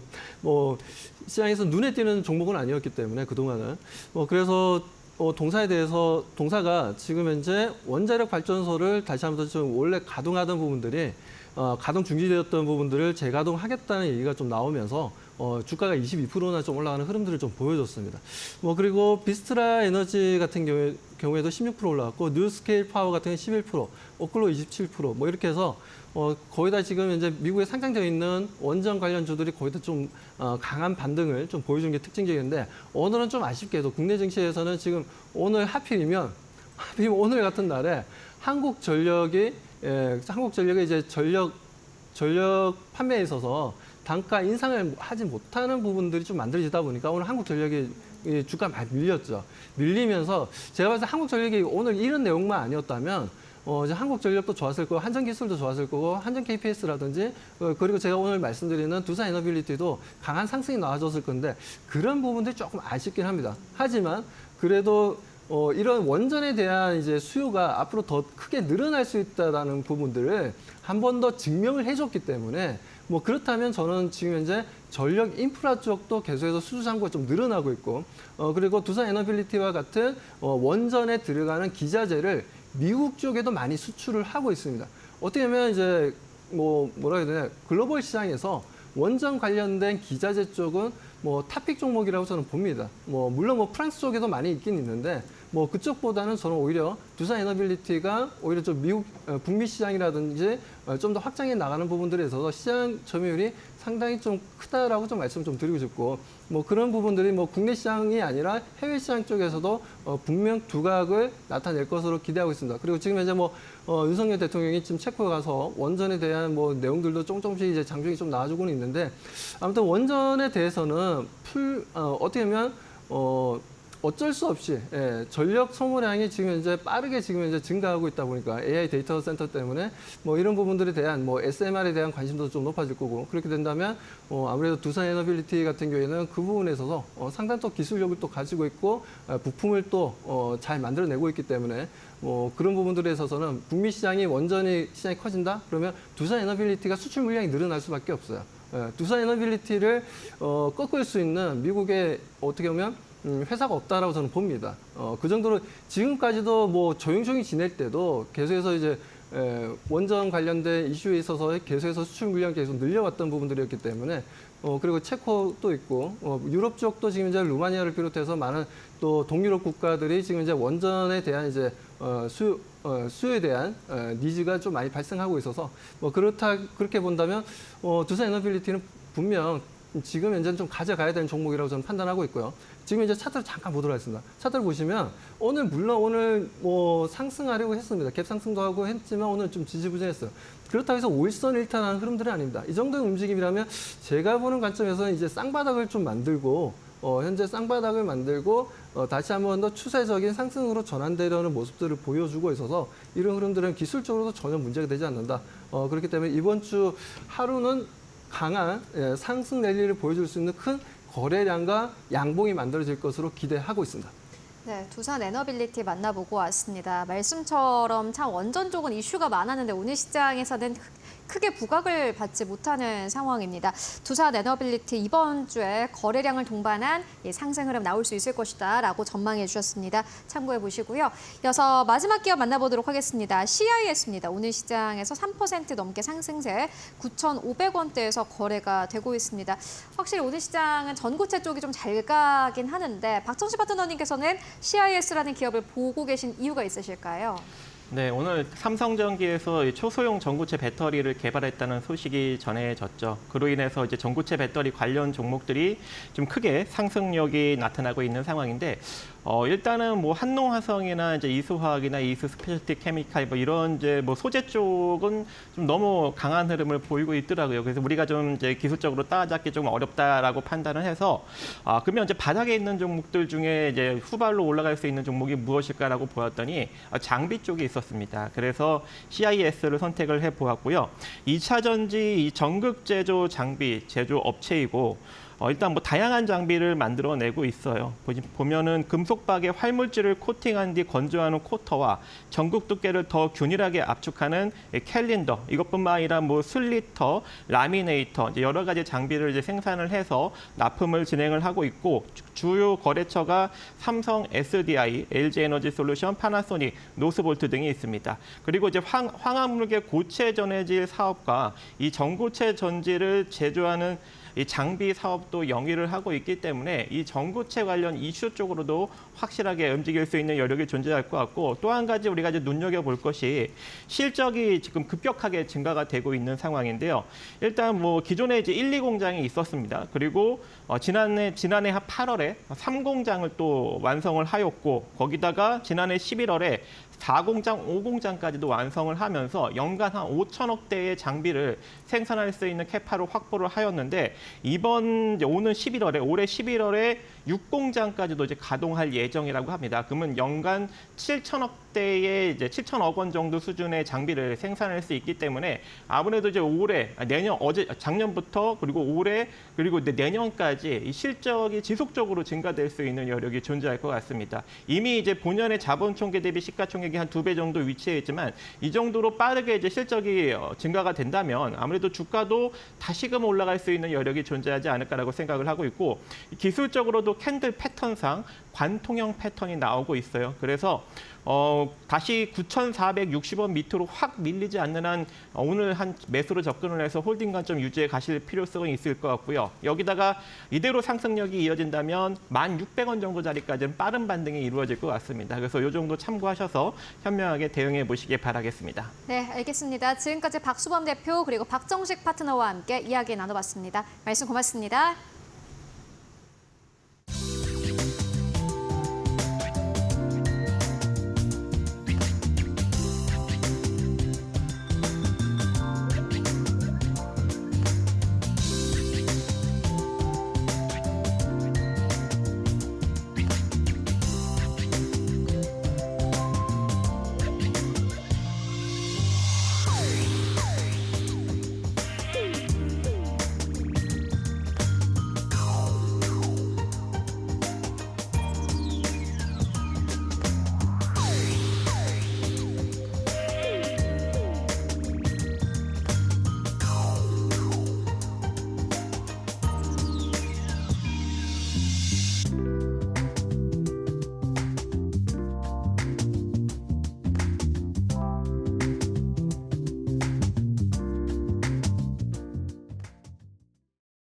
네, 마감 전략 세워보고 가도록 하겠습니다. SK증권 2000지점의 서용훈 차장 연결해 보도록 하겠습니다. 안녕하십니까?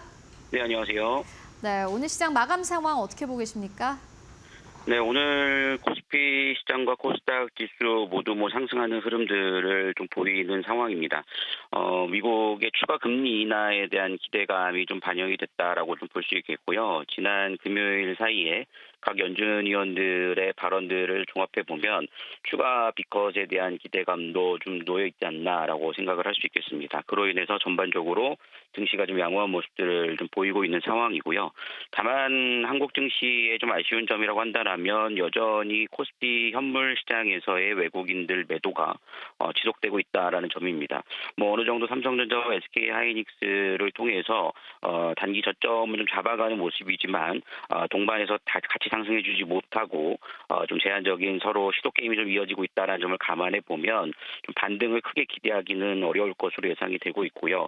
특히 이번 주 큰 이슈가 없이 좀 흘러가고 있는 상황이기 때문에 시장은 이번 주에 좀 박스권을 좀 흘러갈 가능성이 좀 높지 않나라고 전망을 하고 있는 만큼 종목 선별이 좀 중요하지 않을까라고 생각하고 있습니다. 네, 그렇다면은 지금 이 시점에서 보시는 기업 있으실까요? 네, 최근 제가 계속해서 관심 종목으로 뽑아드린 섹터 중에서 좀 바이오 섹터 중에서 좀 한올바이오 파마 좀 관심 있게 살펴보시면 좋을 것 같고요. 우선은 바이오 섹터들의 움직임들이 상당히 좀 견조한 흐름들을 좀 보여주고 있습니다. 그런 상황 속에서 지수가 밀릴 때 크게 밀리지 않고 박스권에 좀 형성이 되어 있는 상황이고, 지금 자가면역 질환에 대한 그레이브스병에 대해서 연내 3상이 진행될 것이다라는 얘기가 나오고 있고 좀 순항을 달리고 있는 점을 감안해 본다라면 한올바이오파마 박스권 상단에 대해서는 다시 한번 좀 도전할 수 있을 것으로 예상이 좀 되고 있고요. 거기에 뒷받침하는 외국인 수급들도 좀 유입되고 있다라고 좀 보시면 좋을 것 같습니다. 네, 한올 바이오 파마에 대한 투자 의견 듣고 왔습니다. 말씀 고맙습니다. 네, 감사합니다. 마감의 기술로 바로 들어가겠습니다. 이데일리온 곽유정 파트너와 함께하겠습니다. 어서 오세요. 네, 안녕하세요. 네. 오늘 시장 어떻게 보셨습니까? 오늘 시장이요. 일단은 외국인 순매도가 지금 한 달 내내 지금 계속되고 있습니다. 그런데 오늘 증시에서 좀 더 눈여겨볼 수 있을 만한 흐름들은 반도체 장비 섹터 단에서 기관 수급이 이제 어느 정도 지금 받쳐주고 있는 모습이 관측이 되고 있거든요. 사실 지금 최근에 반도체 쪽 종목군들의 매도세는 외국인 매도세로 인해서 흘러가는 거라고 볼 수가 있을 것 같은데 이처럼 반도체 투심이 기관 쪽에서부터는 좀 살아나고 있다라는 점이 오늘 시장에서는 저는 좀 눈여겨볼 수 있었던 포인트였기 때문에 이제부터는 종목들이 반등으로 갈 수 있을지 추가 매수를 좀 염두하시는 분들은 현 시기를 좀 당분간은 예의주시하시면서 시장 전략 세워나가시는 게 좋겠다라고 해서 정리 도와드리도록 하겠습니다. 네, 오늘 반도체 장비 위주로 좀 반등이 강하게 나와주면서 기관의 매수세 유입이 특징적이었는데요. 코스피에서 여전히 외국인이 돌아오지 않고 있다라는 점 좀 아쉽기는 합니다. 코스피 지수 전일 대비 0.22% 오른 강보합권에서 마감을 기다리고 있습니다. 장중에는 2,603포인트까지 올라가기도 했었는데요. 현재는 2,600선 조금 아래에서 마감 기다리고 있고요. 코스닥의 경우에는 0.85% 전일 대비 상승세 보여주고 있습니다. 코스닥 754.68포인트에서 마감 기다리고 있고요. 역시나 양시장에서 외국인의 매물 출회되고 있습니다. 우리 시장 마감합니다.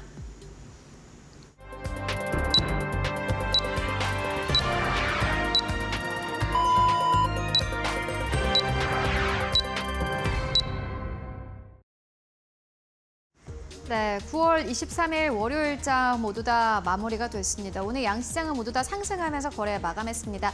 다만 삼성전자에 대한 투심은 여전히 안 좋습니다. 오늘 외국인 투자자들이 8천억 원 가깝게 팔아치운 가운데 3시 20분을 기준으로 했을 때 삼성전자 약 5천억 원 정도의 매도 흐름이 나오기도 했습니다. 삼성전자는 강보합 수준을 그대로 유지하긴 했지만은 어쨌든 간에 외국인들 이탈이 계속되고 있다는 점은 한국 증시에는 부담이 될 수밖에 없는 상황인데요. 그렇다면 오늘 시장 전반적인 분위기는 어땠을까요? 먼저 마켓 스핀을 통해서 만나보고 가도록 하겠습니다.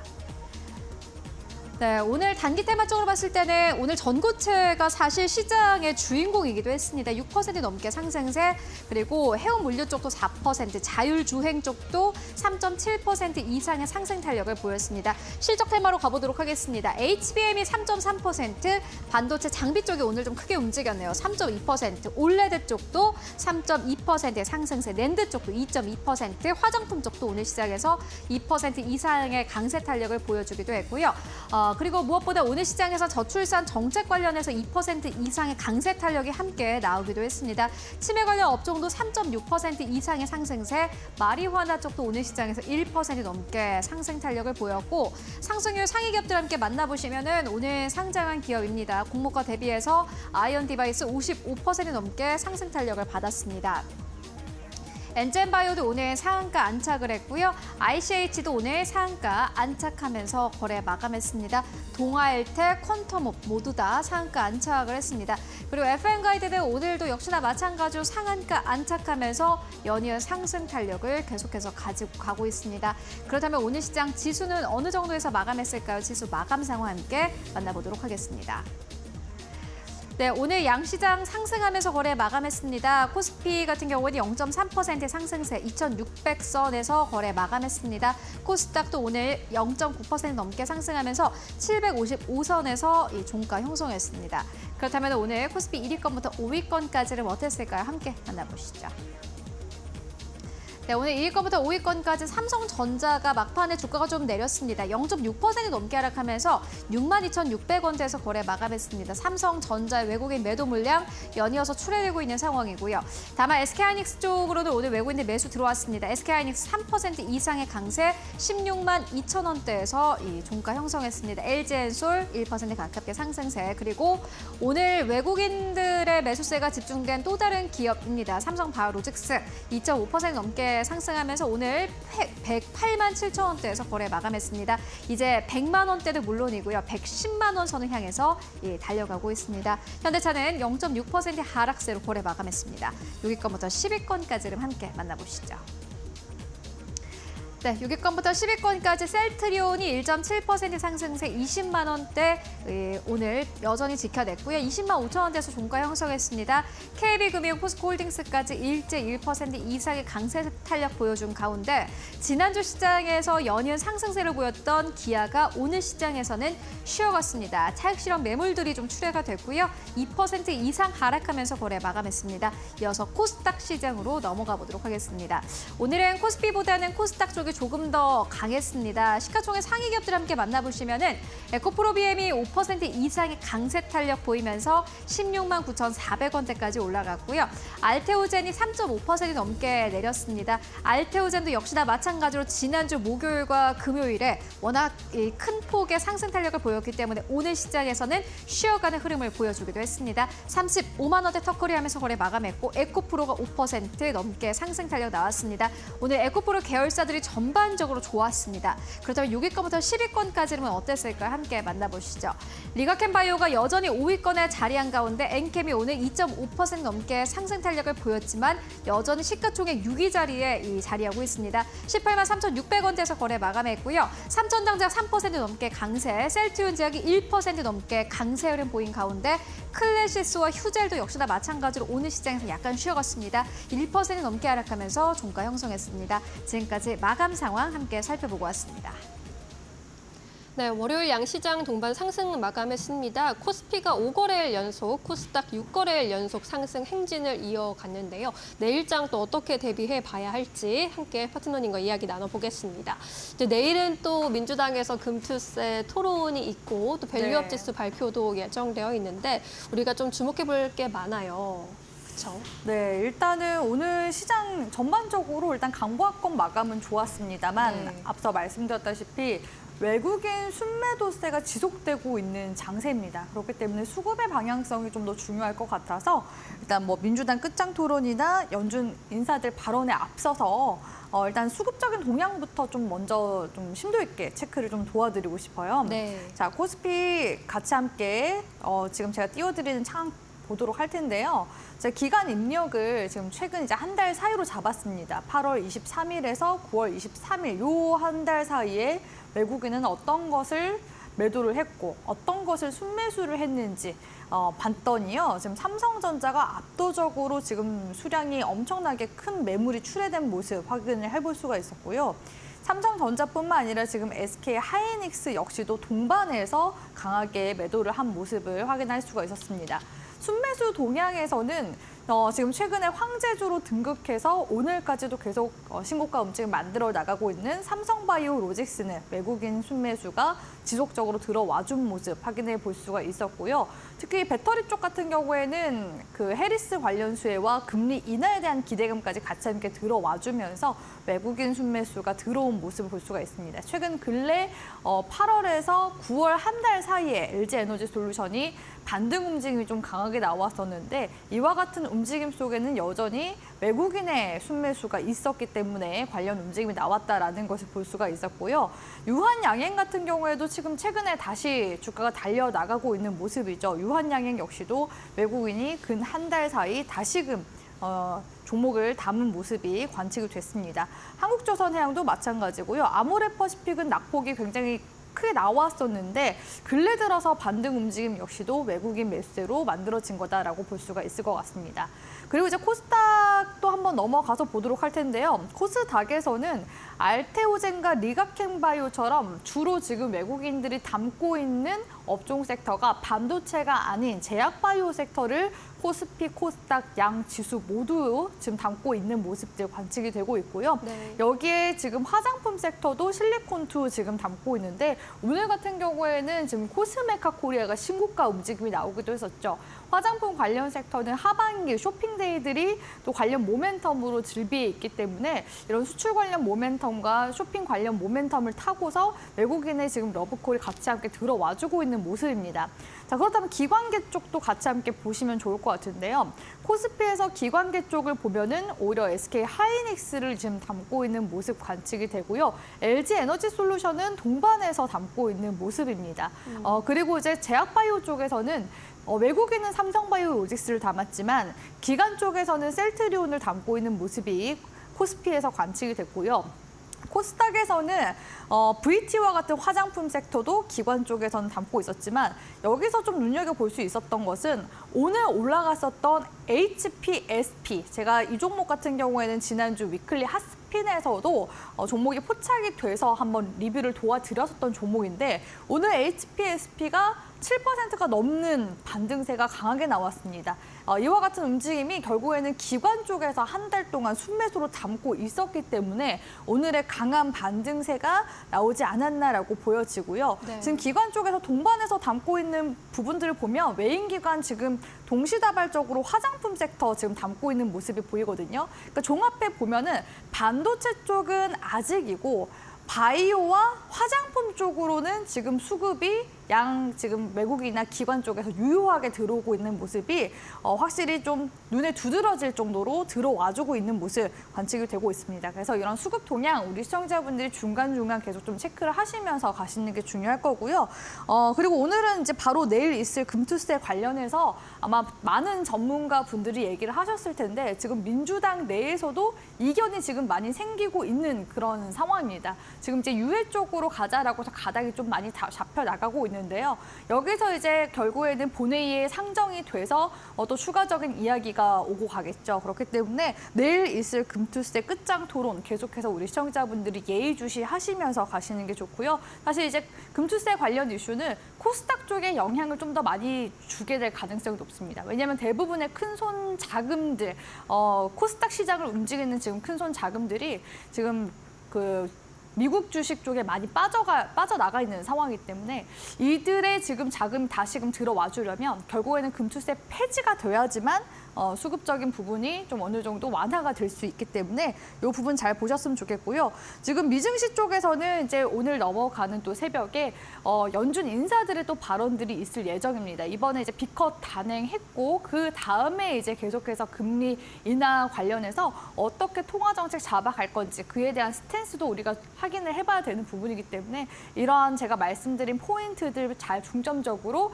살펴보시면서 시장 전략 세워 나가시길 바라겠습니다. 네, 알겠습니다. 이제 내일장에서 공략해 볼 만한 시초가 공략주 여쭤보도록 하겠습니다. 앞서 수급 살펴보시면서 바이오 쪽 그리고 화장품 쪽으로 수급이 유입되고 있다라고 말씀해 주셨는데 그쪽 섹터를 조금 더 압축해서 봐야 할까요? 네, 오늘 그래서 저는 셀트리온을 가지고 왔고요. 네. 제가 제약바이오 쪽은 정말 너무 입이 아프게 삼성바이오로직스와 셀트리온을 보셔라라고 계속 말씀을 드리고 있습니다. 사실 그중에서 셀트리온 같은 경우에는 바이오 시밀러 쪽으로 좀 더 특화가 되어 있었던 상황이었는데요. 최근에 이제 미국의 생물보안법 관련해서 미국의 하원에 통과를 했기 때문에 이제 앞으로 상원 쪽에서만 한 번 더 통과되면 대통령 서명으로 가서 연내 통과에 대한 지금 기대감이 들어오고 있습니다. 그렇기 때문에 지금 삼성바이오로직스가 시장에서 좀 강하게 부각을 받고 있는 중이라고 할 수가 있을 것 같은데 셀트리온 역시도 이제 CDMO 사업에 본격적으로 뛰어들게 됐다라는 지금 뉴스 기사들이 근래 들어서 지금 하나, 두 개씩 나와주고 있는 시기거든요. 셀트리온이 과거 초창기 2002년도에 설립했을 당시에는 CMO로 출발을 했습니다. 그런데 CMO로 이제 하다 보니까 다른 쪽에서 계속 물량을 수주를 받으면서 하다 보니 셀트리온 쪽에서도 우리도 자체적으로 한번 신약을 만들어 보자라고 해서 바이오시밀러 조금 더 접근성이 용이한 바이오시밀러 쪽을 파기 시작한 거거든요. 그리고 이제는 어느 정도 그 바이오시밀러 쪽에서 성과를 지금 내고 있는 상황이기 때문에 이젠 처음부터 끝까지 우리가 생산부터 제조까지 다 해보자라고 해서 CDMO 사업을 지금 또 영위를 하기 위해서 다시 준비 단계에 있는 상황이라고 볼 수가 있을 것 같고요. 기존에 이제 송도 공장을 이제 설립했을 때 그런 노하우들이 있기 때문에 내년부터 공장 착공에 들어가게 되면 4년 뒤부터는 CDMO 쪽 사업도 수주 물량을 받으면서 공장을 가동시킬 수가 있고 그 외에도 2030년까지 셀트리온이 추가적인 파이프라인을 지금 현재 이제 9개 수준에서 22개 수준까지 지금 늘려갈 거라는 지금 청사진을 계속해서 제시를 하고 있는 상황이기 때문에 이에 대한 지금 모멘텀 저는 충분히 바이오 시밀러 쪽과 이제는 CDMO 쪽까지 같이 좀 보시면서 가시면 어떨까라고 보고 있어서 셀트리온을 가지고 왔고요. 오늘 이제 셀트리온 움직임도 좋았습니다. 셀트리온 기술적인 움직임 한번 보면요. 네. 7월부터 지금 9월 달까지 단기적으로는 지금 쓰리봉 형태로 저항을 받고 받고 있는 모습이 관측이 되고 있거든요. 오늘 같은 경우에는 특히나 이 전고점 구간대를 돌파를 해주려는 시도가 한번 나왔습니다. 그런데 차트를 볼 때는 단기적으로만 보는 게 아니라 쭉 당겨서 보는 게 중요하거든요. 현재 구간이 최근 이제 1년 사이에 박스권으로 움직임이 만들어 나가는 모습이었었는데 저점을 들어 올리는 모습이 7, 8, 9월 달 지금 3개월 들어서 만들어져 나가고 있기 때문에 이런 이제 구간이 지금 삼각 수렴으로 가고 있는 구간이거든요. 21만 원 선만 한 번 더 돌파해 주게 된다면 지금 바로 이전의 전고점 구간대인 23만 원에서 24만 원 구간대까지는 빠르면 올해 하반기 중에도 도달 가능성이 지금 굉장히 높아지고 있는 시기이기 때문에 현 시점에서는 셀트리온 계속해서 21만 원 돌파 흐름 나오는지 보시길 바라겠고요. 목표 주가 같은 경우에는 23만 원으로 그러니까 24만 원이 전고점 구간이자 단기적으로 최고가 구간이기 때문에 약간 살짝 하향 조정을 해서 23만 원대로 일단 목표가 잡아드리고요. 손절가 같은 경우에는 이전에 전 저점 구간 기준으로 해서 18만 5천 원 구간대로 손절가 잡아드리도록 하겠습니다. 네, 셀트리온 CDMO 신사업 진출하면서 앞으로의 성과가 기대되고 있습니다. 전고점으로 향해 가고 있는 이 시점에서 주목해 볼 만한 기업으로 짚어주셨으니까요. 투자에 참고해 보시면 좋겠습니다. 오늘도 말씀 고맙습니다.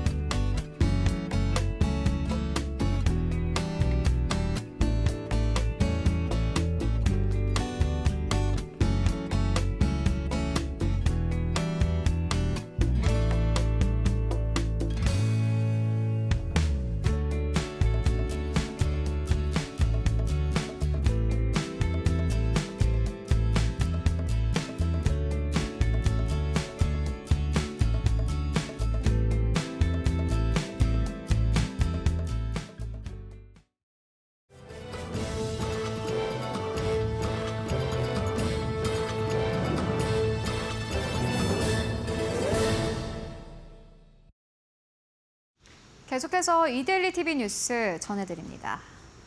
반도체 등 정보통신기술 분야에서 경기 개선세가 유지되지만 다른 주요 업종은 나빠질 것이란 조사 결과가 나왔습니다. 산업연구원은 2024년 9월 현황과 10월 전망을 통해 10월 제조업 업황 전망 PSI는 103으로 기준치인 100을 상회했다고 밝혔습니다.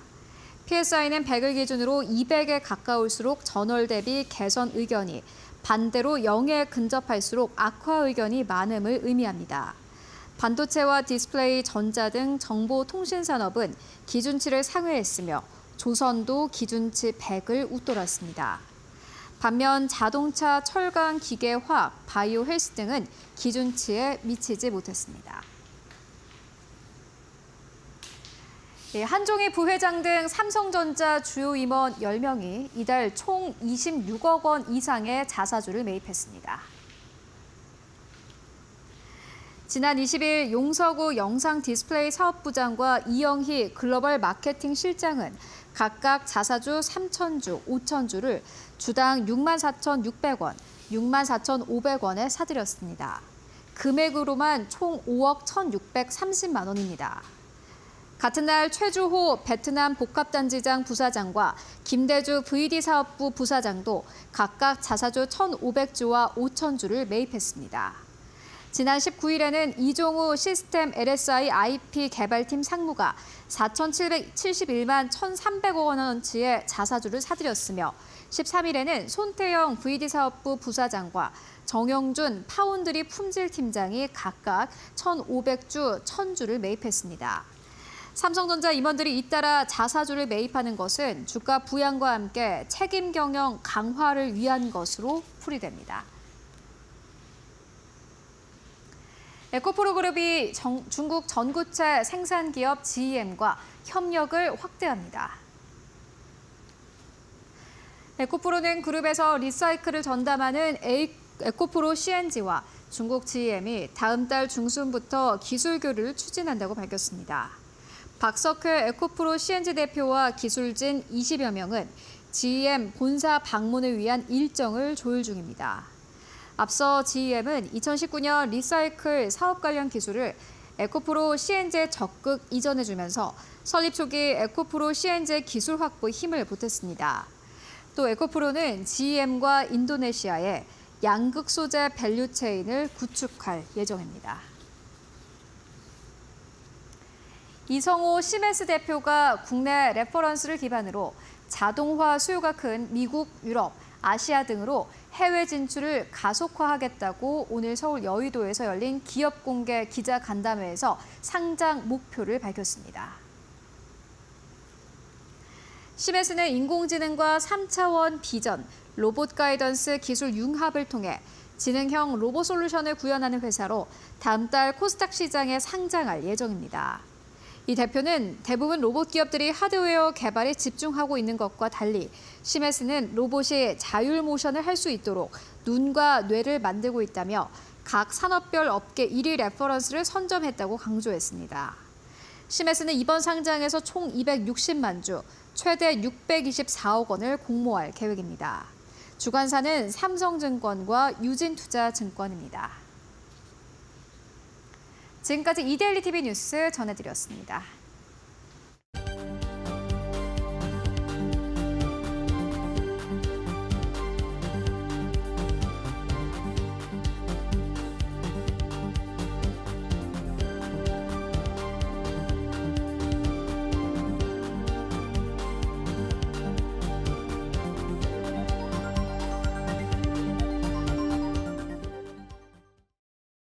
네, 오늘 저희가 준비한 소식은 여기까지입니다. 저희는 내일 오후 2시에 다시 찾아뵙겠습니다. 시청해주신 여러분 모두 고맙습니다.